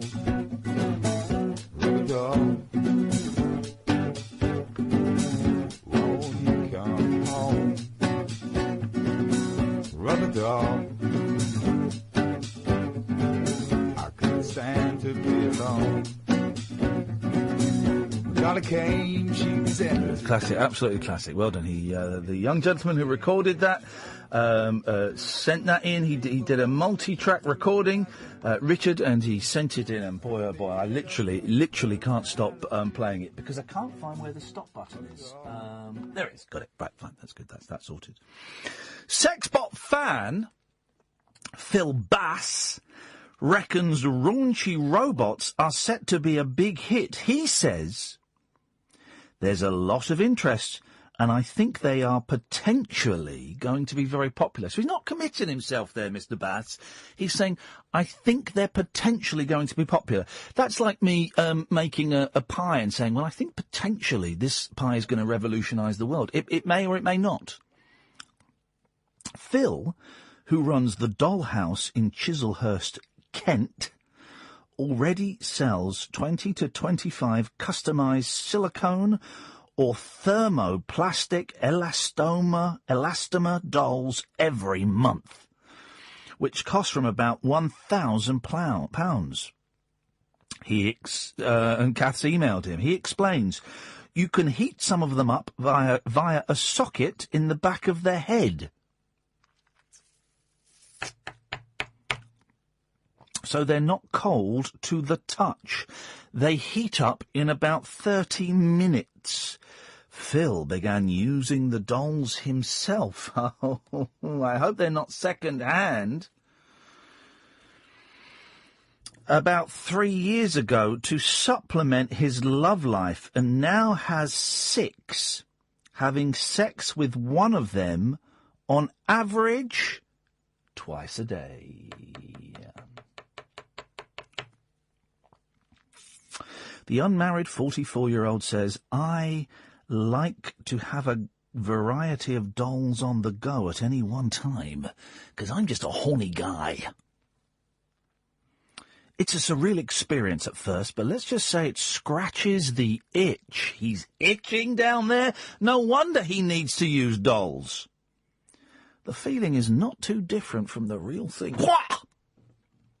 He adds, at the moment, I think all that would be needed is something that could move its legs a bit and have some Siri-like conversational ability. Well, let's put Siri conversational ability to the test. Hey, Siri. Hello. How much would it cost for me to buy a sex bot? Okay, I found this on the web. For how much would it cost for me to buy a sex bot? No. Take a look. No. Hey, Siri. You found me sex pot. I want sex bot. I don't know what that means. If you like, I can search the web for you found me sex pot. I want sex bot. No. Hey, Siri. How come when other people use Siri, you answer their questions, but when I ask you a question, you're a bit rubbish? I'm just trying to help you. But you're not Hey, Siri. But you're not helping very much. If anything, you're a nuisance. Yes, you. Oh. Hey, Siri. Yes, you. Hey, Siri. Who let the dogs out? Due to unforeseen circumstances, that witticism has been retired. Okay, that's disappointing. There we go. She used to do jokes. Siri used to do jokes, and now Siri don't do jokes no more. Can we stick around for 10 minutes after the show? Can we do a little 10-minute thing? Because I wouldn't mind phoning up Imani Coppola on this American radio thing. Can we do that, or you want to go home? You're tired? You're giving me the look to say... What you say? Well, you're saying you don't mind. That means you want to go home. You want to go home? We can go home if you want. Has Jay upset you? Let's go home. Let's go home. I want to go. No, I want to go home. I'm going home. We're going home. We are going home. We're going home. We've got 3 minutes. What can I tell you in those 3 minutes? Let's have a little look. Oh, here's the thing. Liam Gallagher's first name is William. This is weird, isn't it? Liam Gallagher. Is this true? Liam Gallagher has been mocked by fans after they found out his real name is William. Music lovers have discovered the singer, 45, was born William John Paul Gallagher, and they poked fun at the working-class rock hero for having such a posh name. Is William a posh name? My granddad was called William. He weren't posh. Bill. One tweeted, William Gallagher, slightly less rock and roll. How is this? Is this true? And if so, how has it only just come to the surface? Another said, finding out Liam Gallagher's name is actually William has changed everything. He should be so much more upper class. Is William really considered a posh name? It's thought the star's Irish parents, Thomas and Peggy, called him Liam from when he was young, but cheeky fans mocked the Mancunian rocker online. Some sent him messages taking the mickey out of his Twitter sign-off. As you were LG, one wrote. As you were LG. One wrote, as you were WG. Jesus Christ. It's hardly Oscar Wilde, is it? Meanwhile, Liam yesterday hit out again at older brother Noel. No, really? You know that there's going to be an Oasis reunion, and the angrier they are now, the more exciting the reunion will be, and the more money they will make. Here's the thing. Liam Gallagher, he spent his whole life reading rock biographies and autobiographies. He knows the history of a band. And the history of a band is you have an acrimonious split, and then you get back together 10, 15, 20 years later, and you rake it in. Blasting Noel's new sound, he wrote, psychedelic music by a beige drip is like a vegetarian trying to sell you a kebab. He added, wheeling out your old mate Uri Geller and Harmar Superstar to make a so-called out-there record snoozer. But Liam did claim that recent comments on his Twitter account slamming Noel's emotional Manchester Arena reopening gig were not written by him. He said, someone hacked into it and tweeted them for me. I wouldn't do that stuff. The police are looking into it as we speak. I've heard other people say that, and it's a likely story. Back tonight at 10. Ta-ta.